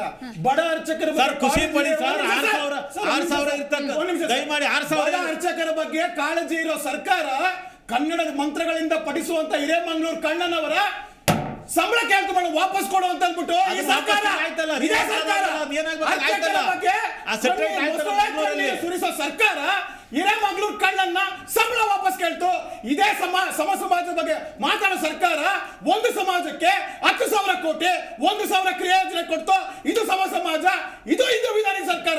3,65,000 ಬಜೆಟ್ ನಲ್ಲಿ 1,000 ಕೋಟಿ ಕೊಡ್ತಕ್ಕಂಥ ಸಮುದಾಯ ಏನಾಗ್ಬೇಕು ಹೇಳಿ? ಸಿದ್ದರಾಮಯ್ಯನವರ ಸರ್ಕಾರ ಸಮಾಜದ ಸರ್ ಯಡಿಯೂರಪ್ಪ ಟೋಪಿ ಹಾಕೊಂಡು ಮುಸಲ್ಮಾನರ ಹತ್ರ ಓಟ್ಗೋಸ್ಕರ ನಿಂತ್ಕೊಂಡಿದ್ರು ಸರ್. ಇದೇ ಮುಸಲ್ಮಾನರು ಕಾನೂನು ಮಾಡಬೇಕಾದ್ರೆ ಯಡಿಯೂರಪ್ಪನವರು ಟೋಪಿ ಹಾಕೊಂಡಾಗ ಅವ್ರ ಹತ್ರ ಮತಯಾಚನೆ ಮಾಡಿಲ್ವಾ? ಹಾಗಾದ್ರೆ ಇದನ್ನ ಅವರು ಇದಕ್ಕೆ ನಾವು ಹೇಳುವಂತದ್ದು ಕಾಂಗ್ರೆಸ್ ಸರ್ಕಾರ ಅದು ಪರ್ಟಿಕ್ಯುಲರ್ ಸಿದ್ದರಾಮಯ್ಯ ಸರ್ಕಾರ ಬಂದಾಗ ಪ್ರತಿಯೊಂದು ಈ ಸಿದ್ದರಾಮಯ್ಯ ಅಂತ ಸಮಾಜವಾದಿ ಚಿಂತಕರು ಸಮಪಾಲನೆ ಯಾರಾದ್ರೂ ಬಿಜೆಪಿ ಒಬ್ಬ ಲೀಡರ್ ತೋರಿಸಿ ಸರ್, ಅವ್ರು ಎಲ್ಲಾರ ಬಗ್ಗೆನೂ ಚಿಂತೆ ಮಾಡ್ತಾರೆ. ಇವತ್ತು ಅವ್ರು ಏನ್ ಹೇಳ್ತಾರೆ ಅಂದ್ರೆ ನಾಸ್ತಿಕ ಅವ್ರ ಬೈ ಎಲೆಕ್ಷನ್ ನಿಂತಿದ್ದಾಗ ಇದೇ ಶೃಂಗೇರಿ ಅವರು ಟೀಕೆ ಮಾಡ್ತಿರೋ. ಇವತ್ತು ರಾಜ್ಯದಲ್ಲಿ ಬರ ಇದೆ, ಬರದ ನಿರ್ವಹಣೆ ಮಾಡಕ್ ಆಗ್ದೇನೆ ಇವರು ಬಂದ್ಬಿಟ್ಟು ಇವತ್ತು ಯಾವ್ದು ಇಂಪಾರ್ಟೆಂಟ್ ಇದೇ ಕೇಂದ್ರ ಸರ್ಕಾರದಲ್ಲಿ ಕೃಷಿ ಮಂತ್ರಿಗಳು ಬರಕ್ಕೆ ಎಷ್ಟು ಪರಿಹಾರ ಕೊಟ್ಟಿದ್ದಾರೆ? ಅಮಿತ್ ಶಾ ಅವರು ಈ ರಾಜ್ಯಕ್ಕೆ ಎಷ್ಟು ಬರ ಪರಿಹಾರ ಕೊಟ್ಟಿದ್ದಾರೆ? ಕಾವೇರಿ ನೀರು ತಮಿಳುನಾಡು ಬಿಟ್ಟು ಗಿಫ್ಟ್ ಕೊಟ್ಟು ನಮ್ಮ ನೀರನ್ನು ತಮಿಳುನಾಡು ಕೊಟ್ಟು ರಾಜ್ಯದ ರೈತರು ಅನ್ನದಾತರು ಇವತ್ತು ಆತ್ಮಹತ್ಯೆ ಮಾಡ್ಕೊಳ್ಳಕ್ಕೆ ಜಮೀನಿಗೆ ನೀರು ಇಲ್ದಿರಾ, ಜಾನುವಾರು ನೀರು ಇಲ್ದಿರಾ, ಕುಡಿಯಕ್ಕೆ ನೀರು ಇಲ್ದಿರಾ ಮಾಡಿರುವಂತ ಭ್ರಷ್ಟ ವಿರೋಧಿ ಸರ್ಕಾರ. ಇವತ್ತು ವಿರೋಧ ಪಕ್ಷ ಎಸ್ ಎಂ ಕೃಷ್ಣ ಅವರು ಒಂದು ವೇಳೆ ಕಾವೇರಿ ಗಲಾಟೆನಲ್ಲಿ ನಮ್ಮ ಸ್ಟ್ಯಾಂಡ್ ಏನು ಅನ್ನೋದಕ್ಕೊಂದು ಉದಾಹರಣೆ ಕೊಡ್ತೀವಿ. ನೀರಿಗಾಗಿ ನಡಿಗೆ ಮಾಡಿದ್ದಾಗಿರ್ಬೋದು, ನಮ್ಮ ಡಿ ಕೆ ಶಿವಕುಮಾರ್ ನೇತೃತ್ವದಲ್ಲಿ ಸಿದ್ದರಾಮಯ್ಯ ನೇತೃತ್ವದಲ್ಲಿ ಮೇಕೆದಾಟು ಮಾಡಿದ್ವಲ್ಲ, ಇದು ಇವ್ರಿಗೆ ತಮಿಳುನಾಡಿಗೆ ಬಿಟ್ಕೊಟ್ಬಿಡಿದೆನಾ? ಫಸ್ಟ್ ನಾವು ಬದುಕ್ತೀವಿ, ಏನೋ ಒಂದು ಆರ್ಡರ್ ಮಾಡಿದರೆ ಒಂದು ಕಾವೇರಿ ನೀರು ಅನ್ನೋದು ತಲತಲಾಂತರ ಬಂದಿರತಕ್ಕಂಥ ವಿಚಾರಧಾರೆಗಳು. ಅನಿವಾರ್ಯವಾಗಿ ನೀವು ಸುಪ್ರೀಂ ಕೋರ್ಟ್ ಆದೇಶ ನೀವು ಒಪ್ಕೊಳ್ಳಲ್ವಾ? ರಾತ್ರಿ ನಿಮ್ ರಾಜ್ಯದ ಹಿತವನ್ನು ರೈತರ ಬಂಗಾರಪ್ಪನವರ ಉದಾಹರಣೆ ಇದೆ. ಸುಪ್ರೀಂ ಕೋರ್ಟ್ ಆದೇಶವನ್ನು ನೀವು ಪಾಲನೆ ಮಾಡಲ್ವಾ ಅಂತ ಕೇಳೋ ನೈತಿಕತೆ ಇಲ್ಲ. ಯಾಕಂತ ಹೇಳಿದ್ರೆ ನೋಡಿ, ಬಹಳ ಮುಖ್ಯವಾಗಿ ಏನೇ ಆದೇಶ ಬಂದರೂ ಕೂಡ ಇಲ್ಲಿ ಕರ್ನಾಟಕದ ರೈತರು ವಿಷಯ ಡೈವರ್ಟ್ ಆಗ್ತಿದ್ರು ಕೂಡ ವಿಷಯ ಮಂಡಿಸಲೇಬೇಕಾಗಿದೆ. ಯಾಕೆಂದರೆ ನೀವು ಎತ್ತಿದ್ದೀರಿ, ಕುಡಿಯೋದಕ್ಕೆ ನೀರಿಲ್ಲ ಅಂದಾಗ ಅಲ್ಲಿ ಬೆಳೆ ಕೊಡ್ತೀರಾ ಅಂತ ಹೇಳಿದ್ರೆ ಇವತ್ತು ರೈತರು ನಾನು ರಕ್ತ ಕೊಡ್ತೀನಿ, ನೀರು ಕೊಡೋದಕ್ಕೆ ಸಿದ್ಧ ಇಲ್ಲ ಅನ್ನುವಂತಹ ಧೋರಣೆ ಇದ್ದಾಗಲೂ ಕೂಡ ಸುಪ್ರೀಂ ಕೋರ್ಟ್ನ ಆದೇಶಕ್ಕೆ ನಾವು ಬದ್ಧ ಅನ್ನುವಂಥ ನಿಲುವಿದೆಯಲ್ಲ, ಅದನ್ನು ಯಾರೂ ಕೂಡ ಒಪ್ಕೊಳ್ಳಲ್ಲ. ಇಲ್ಲಿ ಮತ ಹಾಕ್ತಾರಲ್ಲ, ಯಾವ ಮತದಾರನೂ ಒಪ್ಕೊಳ್ಳಲ್ಲ. ಜಲಸಂಪನ್ಮೂಲ ಸಚಿವರು ನಮ್ಮ ಡಿ ಕೆ ಶಿವಕುಮಾರ್ ಬಹಳ ಸ್ಪಷ್ಟವಾಗಿ ಹೇಳಿದ್ದಾರೆ, ನಮ್ಮ ಕುಡಿಯುವ ನೀರಿಗೆ ಯಾವ ಕಾಲಕ್ಕೂ ಸಹ ನಾವು ಕುಡಿಯೋ ನೀರನ್ನ ಬಿಟ್ಕೊಡಲ್ಲ. ಸಂದರ್ಭ ಬಿಟ್ಕೊಡಲ್ಲ. ಈ ರಾಜ್ಯದ ರಕ್ಷಣೆ ಬಗ್ಗೆ, ಈ ರಾಜ್ಯದ ರಕ್ಷಣೆ ಬಿಜೆಪಿ ಅವರಿಗೆ ನೈತಿಕತೆ ಕಲಿಬೇಕಾಗಿಲ್ಲ ಮೇಡಮ್. ಈ ರಾಜ್ಯದ ರಕ್ಷಣೆ ರೈಟ್. ಯಾಕೆ ಬಿಜೆಪಿ ಈ ಥರ ಟ್ರಿಗರ್ ಮಾಡ್ತಾ ಇದೆ? ಪ್ರತಿಯೊಂದು ನೀವೇನೇ ಯೋಜನೆ ತಂದರೂ ಕೂಡ ನಿಮ್ಮ ಮೇಲೆ ಇಷ್ಟು ಹರಿಹಾಯ್ತಿದೆ ಅಂತ ಹೇಳಿದ್ರೆ ಲೋಪ ನನ್ನಲ್ಲೂ ಇರ್ಬೋದಂತ ಯೋಚನೆ ಮಾಡ್ಬೋದಾ? ಯಾಕಂತ ಹೇಳಿದ್ರೆ ಒಂದೊಂದೇ ಕೆಲವೊಂದು ಬೆಳವಣಿಗೆಗಳು ಈ ಥರ ಪ್ರಶ್ನೆ ಮಾಡೋ ಹಂಗೆ ಮಾಡ್ಬೋದು. ಇತ್ತೀಚೆಗಷ್ಟೇ ಶಾಲೆಗಳಲ್ಲಿ ಧಾರ್ಮಿಕ ಏನು ಹಬ್ಬಗಳ ಆಚರಣೆ ಮಾಡೋ ಹಂಗಿಲ್ಲ ಅನ್ನೋ ಆದೇಶ ಕೊಡೋದು ಯಾಕೆ, ಅದನ್ನ ವಾಪಸ್ ತಗೊಳ್ಳೋದು ಯಾಕೆ? ಜ್ಞಾನ ದೇಗುಲವಿದು, ಕೈ ಮುಗಿದು ಒಳಗೆ ಬಾ ಅಂತ ಭಾಳ ಚೆನ್ನಾಗಿದೆ, ಅಂಥ ಸಂದರ್ಭದಲ್ಲಿ ಅದನ್ನು ಧೈರ್ಯವಾಗಿ ಪ್ರಶ್ನಿಸಿ ಅಂತ ಮಾಡೋದಕ್ಕೆ. ಕಲಬುರಗಿ ವಿವಿಲಿ ನೋಡಿ ತಲಾಂತರದಿಂದ ನಮ್ಮ ನೋಡಿ ಶಾರದಾ ದೇವಿ ಅಂದರೆ, ಸರಸ್ವತಿ ಅಂತ ಹೇಳಿದ್ರೆ, ಗಣಪತಿ ಅಂತ ಹೇಳಿದ್ರೆ ವಿದ್ಯಾ ಅಧಿದೇವತೆ ಅಂತ ಪೂಜೆ ಮಾಡ್ಕೊಬೇಕಾದ್ರೆ ಯಾವುದೋ ಒಬ್ಬ ಹುಡುಗ ಬಂದು ಏನಿದು ಇಲ್ಲಿ ಯಾಕೆ ಪೂಜೆ ಮಾಡ್ತಿದ್ದೀರಿ ಅನ್ನುವ ಪ್ರಶ್ನೆ ಮಾಡುವಂಥ ಮನೋಭಾವ ಬರುತ್ತೆ ಅಂತ ಹೇಳಿದ್ರೆ ಯಾಕೆ ಹೀಗೆ? ಇಲ್ಲ ಮೇಡಮ್, ಬಿಜೆಪಿನವರ ಉಳುಪುಟ್ಟಿರ್ತಕ್ಕಂಥ ಪ್ರಶ್ನೆ ಅಲ್ಲ ಅದು.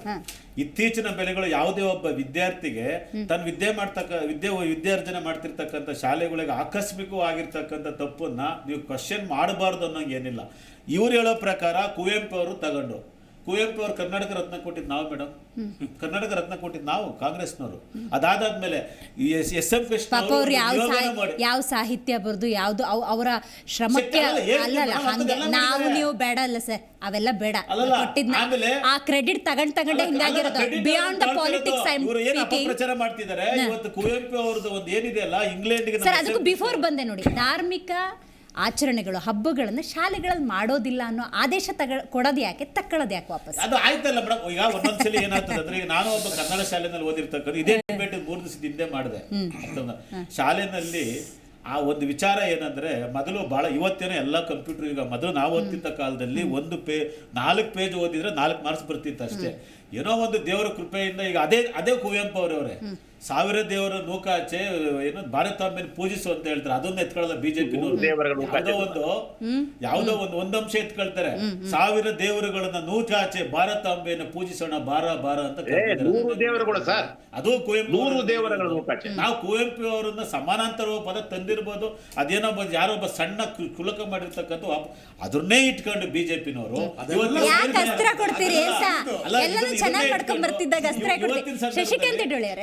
ಶಶಿಕಾಂತ್ ಹೆಡ್ಳಿಯವ್ರೆ ನೀವೇನು ಹೇಳಕ್ ಬಂದ್ರಿ ಹೇಳಿ. ಇಲ್ಲ, ಅವರು 1000 ಅಂದ್ರು, ಅದು 100 ದೇವರುಗಳ ನೂಕಾಚೆ ದೂರ ಅಂತ. ಸರಿ, ಈಗ ನನ್ನ ಎಲ್ಲಾ ಪಕ್ಷದವರು ಸರ್ವ ಜನಾಂಗದ ಶಾಂತಿಯ ತೋಟ ಸರ್, ಡಿ ಕೆ ಶಿವಕುಮಾರ್ ಅವರು ಸಿದ್ದರಾಮಯ್ಯನವರು ಹೇಳಿದ ಪ್ರಕಾರ. ಹಂಗಾಗಿ ಸರ್ವ ಜನಾಂಗದ ಶಾಂತಿಯ ತೋಟದ ತರನೇ ಹೋಗಬೇಕು, ಇಲ್ಲಿ ಗಲಭೆಗಳಾಗಬೇಕು ಆಗಬಾರದು, ಯಾವುದೇ ಸಮುದಾಯಗಳ ನಡುವೆ ಸಾಮರಸ್ಯ ಅನ್ನೋದು ಹೆಚ್ಚಾಗಬೇಕು. ಆ ನಿಟ್ಟಿನಲ್ಲಿ ನಿಮ್ಮ ಲಾಸ್ಟ್ ಕಮೆಂಟ್ ಏನು? ಈಗ ನನ್ನ ಒಂದು ಸಣ್ಣ ಪ್ರಶ್ನೆ ಮತ್ತು ಸಲಹೆ ಏನು ಅಂತಂದ್ರೆ, ಎಲ್ಲಾ ಪಕ್ಷದವರಿಗೂ ಸಹಿತ, ಇಡೀ ಎಲ್ಲರೂ ಸಹಿತ ನಾನು ಆದಾಯ ತೆರಿಗೆ ಅಂತ ತಗೊಳ್ತೀರಾ, ಕಮರ್ಷಿಯಲ್ ಟ್ಯಾಕ್ಸ್ ಅಂತ ಇದೆ. ಆದ್ರೆ ದೇವಸ್ಥಾನಗಳು ಸಹಿತ ಶ್ರದ್ಧಾ ಕೇಂದ್ರಗಳಾದ್ರೂ ಅಲ್ಲಿ ಆದಾಯ ಕೇಂದ್ರಗಳು ಆಗಿದ್ದಾವೆ. ಆ ಆದಾಯದ ಮೇಲೆ ಯಾವ ಸರ್ಕಾರವೂ ಸಹಿತ ಯಾಕೆ ಇವತ್ತವರೆಗೂ ಸಹಿತ ತೆರಿಗೆಯನ್ನ ಹೇರುವುದಿಲ್ಲ, ಬಂದ ತೆರಿಗೆಯನ್ನ ದೇಶಕ್ಕೆ ಬಳಸೋದಿಲ್ಲ.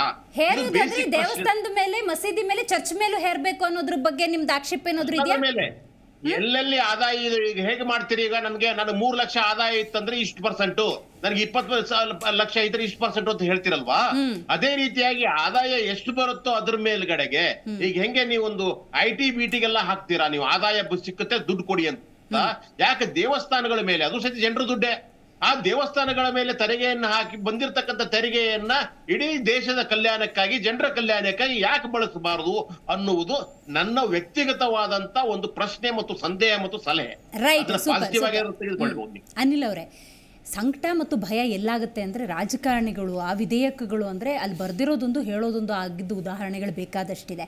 ಯಾಕಂದರೆ ಗ್ಯಾರಂಟಿ ಅಂದಾಗ ವಿಶೇಷವಾಗಿ ಕೆಲವೊಂದು ಸಮುದಾಯದ ಉದ್ಧಾರಕ್ಕೆ ಅಂತ ಇಟ್ಟಿದ್ದ 11,000 ಕೋಟಿ ಗ್ಯಾರಂಟಿಗೆ ಹೋಗ್ಬಿಡ್ತು. ಹಾಗಾಗಿ ಈ ಧಾರ್ಮಿಕ ಕ್ಷೇತ್ರಗಳ ಆದಾಯದ ಅಮೌಂಟು ಕೂಡ ಬೇರೆ ಯಾವುದಕ್ಕಾದರೂ ವಿನಿಯೋಗ ಆಗಿಬಿಟ್ರೆ ಅನ್ನುವಂಥ ಆತಂಕಕ್ಕೆ ನಿಮ್ಮ ಕ್ಲಾರಿಫಿಕೇಶನ್ ಏನಾದರೂ ಇದೆಯಾ? ಇಲ್ಲ, ಕರ್ನಾಟಕ ಸರ್ಕಾರ ಇವತ್ತು ನಡೀತಿರೋ ರೀತಿ ನೋಡಿದರೆ ಮೇಡಮ್, ಆ 2,000 ಏನು ಮಹಿಳೆಯರಿಗೆ ಕೊಟ್ಟಿರೋದು, ವಿದ್ಯುತ್ ಕೊಟ್ಟಿರೋದು, ಅಕ್ಕಿ ಕೊಟ್ಟಿರೋದು, ಏನು ಯುವ ನಿಧಿ ಕೊಟ್ಟಿರೋದು, ಇವನ್ನೆಲ್ಲ ನೋಡಿದರೆ ನನಗೆ ಅಂತೂ ₹1 ಸಿಕ್ಕಿಲ್ಲ. ಆದರೆ ನಾನು ನನ್ನ ಟ್ಯಾಕ್ಸ್ ಮೂಲಕ ಈಗಾಗಲೇ ₹12,000 ಹೆಚ್ಚು ಕಟ್ಬಿಟ್ಟಿದ್ದೀನಿ. ಸೊ ಏನಾಗುತ್ತೆ ಅಂದರೆ, ನೀವೇನೋ ಕೊಡ್ತೀನಿ ಅಂತೇಳಿ ಯಾರ್ದೋ ಮೇಲೆ ಬರೆ ಹಾಕತ್ತಿದೆಯಲ್ಲ, ಅದು ತುಂಬ ತಪ್ಪು. ಯಾಕೆ ಇವತ್ತು ಪತ್ರಿಕೆಯಲ್ಲಿ ನೋಡಿ ನಿಮ್ಗೆ ಗೊತ್ತಾಗುತ್ತೆ, ಇವರು ಆ ಟ್ಯಾಕ್ಸು ಈ ಟ್ಯಾಕ್ಸು ಅದು ಇದು ಅಂತೇಳಿ. ಇವತ್ತು ನಮ್ಮ ಮನೆ ಪಾರ್ಕಿಂಗಿಗೆ, ಸ್ವಿಮ್ಮಿಂಗ್ ಪೂಲಿಗೆ ಟ್ಯಾಕ್ಸ್ ಬಂದಿದೆ, ಆಯಿತಾ? ಏನಕ್ಕೆ ನೋಡಿ, ನೀವೇನೋ ಕೊಡ್ತೀನಿ ಅಂತ ಹೇಳ್ಬಿಟ್ಟು ಎಲ್ಲಿಂದನೂ ತಗೊಬಂದು ಕೊಡ್ತೀನಿ, ನಿಮ್ಮ ಕೈಯಲ್ಲಿ ಕೊಡೋಕ್ಕಾದ್ರೆ ಕೊಡಬೇಕು.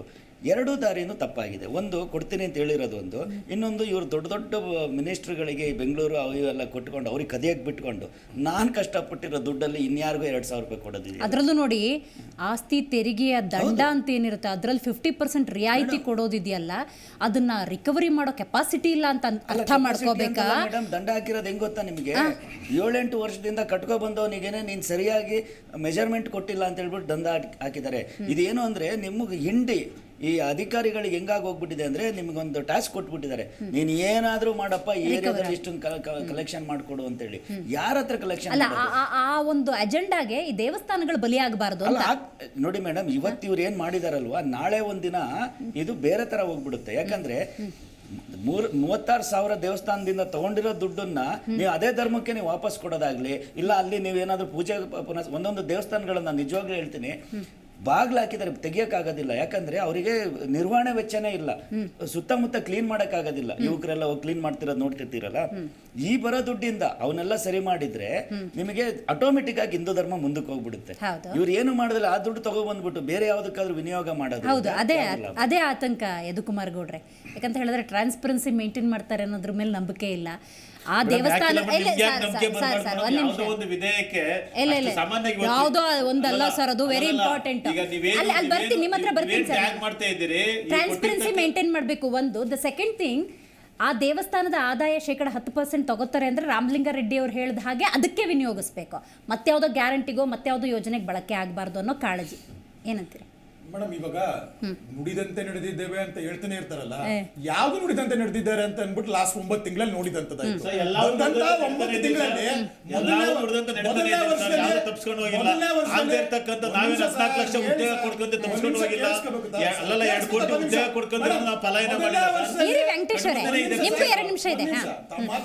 ಮೊದಲನೇ ವರ್ಷ ಬಂದಾಗ್ಲೇನೆ 85,000 ಕೋಟಿ ಸಾಲ. ಎರಡನೇ ಇವಾಗ ಬಜೆಟ್ ನಲ್ಲಿ ಮಾಡಿದಾಗ 1,05,000 ಕೋಟಿ, ಅದರಲ್ಲಿ ಡೆಫಿಸಿಟ್ 12,000 ಕೋಟಿ. ಇವಾಗ ಬಂದಂತ 2 ವರ್ಷದಲ್ಲೇ 2 ಲಕ್ಷ ಕೋಟಿ ಸಾಲ ಆಯ್ತು. ಅದನ್ನ ಜನರ ಮೇಲೆ ಓಡಿಸ್ತಾ ಇದ್ದಾರೆ. ಅದ್ರ ಜೊತೆಗೆ ಈ ಹಿಂದೂ ಧಾರ್ಮಿಕ ದತ್ತಿ ಇಲಾಖೆ ಮೇಲೆ ಇನ್ನೊಂದು ಕೆಂಗಣ್ಣು ಬೇರೆ.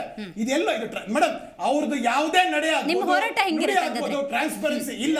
ನಮ್ಮ ನಡೆ ಇರುವಂತದ್ದು ನಮ್ಮ ನಡೆ ಇರುವಂತದ್ದು ಆ ಲೋಪದೋಷಗಳೇನಿದೆ ಅದನ್ನ ವಿಧಾನ ಪರಿಷತ್ ನಲ್ಲಿ ವಿರೋಧಿಸ್ತೀವಿ. ಈ ಬಿಲ್ ಅನ್ನ ನಾವು ಫೇಲ್ ಮಾಡ್ತೀವಿ. ರೈಟ್, ನೀವೇನು ಹೇಳಕ್ ಬಯಸ್ತೀರಿ? ನಮ್ಮ ಕಾಳಜಿ ಇಷ್ಟೇ ನೋಡಿ, ರಾಮಲಿಂಗಾರೆಡ್ಡಿ ಅವ್ರು ಏನು ಹೇಳಿದ್ರು ಹಾಗೆ ಆಗಬೇಕು. ಆ ವಿಧೇಯಕದಲ್ಲಿ ಏನಿದೆ ಹಾಗೆ ಆದರೆ ವೆಲ್ ಆ್ಯಂಡ್ ಫೈನ್. ಮೇಡಮ್, ನಾವೇನು ಕೊಟ್ಟಿರ್ತಕ್ಕಂಥ 5 ಯೋಜನೆಗಳನ್ನು ಇದು ಯಾರು ಭಯ ಪಡೋದು ಬೇಡ. ಸರ್ಕಾರದಲ್ಲಿ ನಾವಲ್ಲ ಸರ್, ಸಾಲ ಮಾಡ್ಕೊಳ್ಳೋರು ನೀವು ಭಯ ಬೀಳಬೇಕು. ಬಿಜೆಪಿಯವರು ಏನ್ ಇದನ್ನು ವಿಧೇಯಕ ಮಂಡನೆ ಮಾಡಿದಾರಲ್ಲ, ಇಲ್ಲಿ ತನಕನೂ ಕಾಂಗ್ರೆಸ್ಗೆ ಬರೀ ಹಿಂದೂ ವಿರೋಧಿ ಸಾಲ ಮಾಡಿ ತುಪ್ಪ ತಿನ್ನುವ ಪರಿಸ್ಥಿತಿ ಬೇಡ. 2020 ಕೈ ತಪ್ಪೋಗ್ಬಿಡ್ತಾವ. 23-24 ಜನಗಣತಿ ಅಂದಾಜಲ್ಲೇ ನಾವು ಬರೋದಾದ್ರೆ 7 ಕೋಟಿ ಕ್ರಾಸ್ ಮಾಡ್ಬಿಟ್ಟಿದ್ದೀವಿ. ಪರ್ ಹೆಡ್ ಅಂತ ನೋಡೋದಾದ್ರೆ 80,000-90,000 ರೂಪಾಯಿ ಆಲ್ರೆಡಿ ಸಾಲ ಇದೆ ಸರ್. ಒಬ್ಬ ವ್ಯಕ್ತಿ ಸಾಯೋ ಟೈಮಲ್ಲಿ ಏನೋ ನಿಶ್ಚಿಂತೆಯಿಂದ ಪ್ರಾಣ ಬಿಡ್ತಾ ಇದ್ದೀನಿ, ನನ್ನ ಮೇಲೆ ಯಾವುದೇ ಸಾಲ ಇಲ್ಲ ಅಂದ್ಕೊಂಡು ಸಾಯಂಗಿಲ್ಲ ಸರ್ ಇವತ್ತು ಪರಿಸ್ಥಿತಿ. ಹಾಗಾಗಿ ಸಾಲದ ಮೊತ್ತ ಜಾಸ್ತಿ ಆಗಬಾರ್ದು. ಈಗ ಅದಕ್ಕೆ ಆ ವಿಷಯ ಕಂಪೇರ್ ಮಾಡ್ಕೊಂಡ್ರೆ 57 ಲಕ್ಷ ಕೋಟಿ ಇದ್ದಿದ್ದು 1,60,00,000 ಕೋಟಿ ಮೀರ್ಬಿಟ್ಟೈತೆ. ನಿಮ್ದು ಕೇಳಿದ್ರೆ ಅಲ್ಲಿ ಹೋಗ್ಬಿಡೋದ? ವಿಚಾರ ಹೇಳ್ತಿರೋದ್ರೆ ನಾವು ಆ ಮಟ್ಟಕ್ಕೆ ಕರ್ನಾಟಕ ರಾಜ್ಯದನ್ನ ಪಾಪ ಸಾಲ ಎಲ್ಲ ಹೊರ ಹಾಕಲ್ಲ. ಸಿದ್ದರಾಮಯ್ಯನವರು ಆರ್ಥಿಕ ನಿಪುಣ ಇದೆ, ಸಾಮಾಜಿಕ ಕಳಕಳಿ ಇದೆ.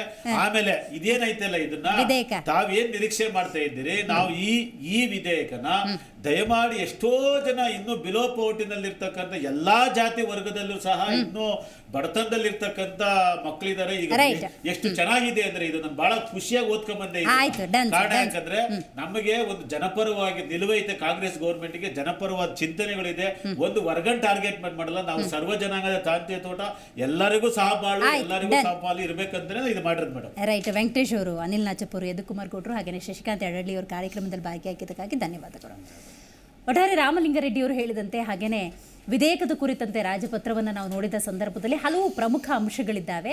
ದೇವಸ್ಥಾನದ ಆದಾಯ ಏನಿರುತ್ತೆ ಅದರಲ್ಲಿ 10% ಸರ್ಕಾರಕ್ಕೆ ಅಂತಿದೆ ಮತ್ತು ಅದು ದೇವಸ್ಥಾನದ ಅಭಿವೃದ್ಧಿಗೆ ಬಳಕೆ ಅನ್ನುವಂಥದ್ದೇನಿದೆ ಅದೇ ಆದರೆ ಖಂಡಿತವಾಗ್ಲೂ ವೆಲ್ ಆ್ಯಂಡ್ ಫೈನ್, ಅದರಲ್ಲಿ ಆಕ್ಷೇಪ ಇಲ್ಲ. ಒಂದು ಪಕ್ಷ ಅದೇನಾದರೂ ಬೇರೆ ಯೋಜನೆಗಳಿಗೆ ಬಳಕೆ ಆಯಿತು ಅಂತ ಹೇಳಿದ್ರೆ ಬಹಳ ಕಷ್ಟ ಆಗುತ್ತೆ. ಇದನ್ನು ತೀವ್ರ ರೀತಿಯಲ್ಲಿ ಪ್ರತಿಯೊಬ್ಬ ಜನಸಾಮಾನ್ಯ, ದೇವಸ್ಥಾನಕ್ಕೆ ಹೋಗೋ ಪ್ರತಿ ಭಕ್ತ ಕೂಡ ವಿರೋಧಿಸ್ತಾನೆ. ನೀವೇನೇ ಮಾಡಿದ್ರೂ ಕೂಡ ಕರ್ನಾಟಕ ಕಾಂಗ್ರೆಸ್ ಟ್ರಾನ್ಸ್ಪರೆನ್ಸಿಯನ್ನು ಮೇಂಟೈನ್ ಮಾಡಿ ಅಂತ ಹೇಳ್ತಾ ಕಾರ್ಯಕ್ರಮವನ್ನು ಮುಗಿಸೋಣ. ನೋಡ್ತಾ ಇರಿ ಜಿ ಕನ್ನಡ ನ್ಯೂಸ್, ಸತ್ಯವೇ ಸುದ್ದಿಯ ಜೀವಾಳ.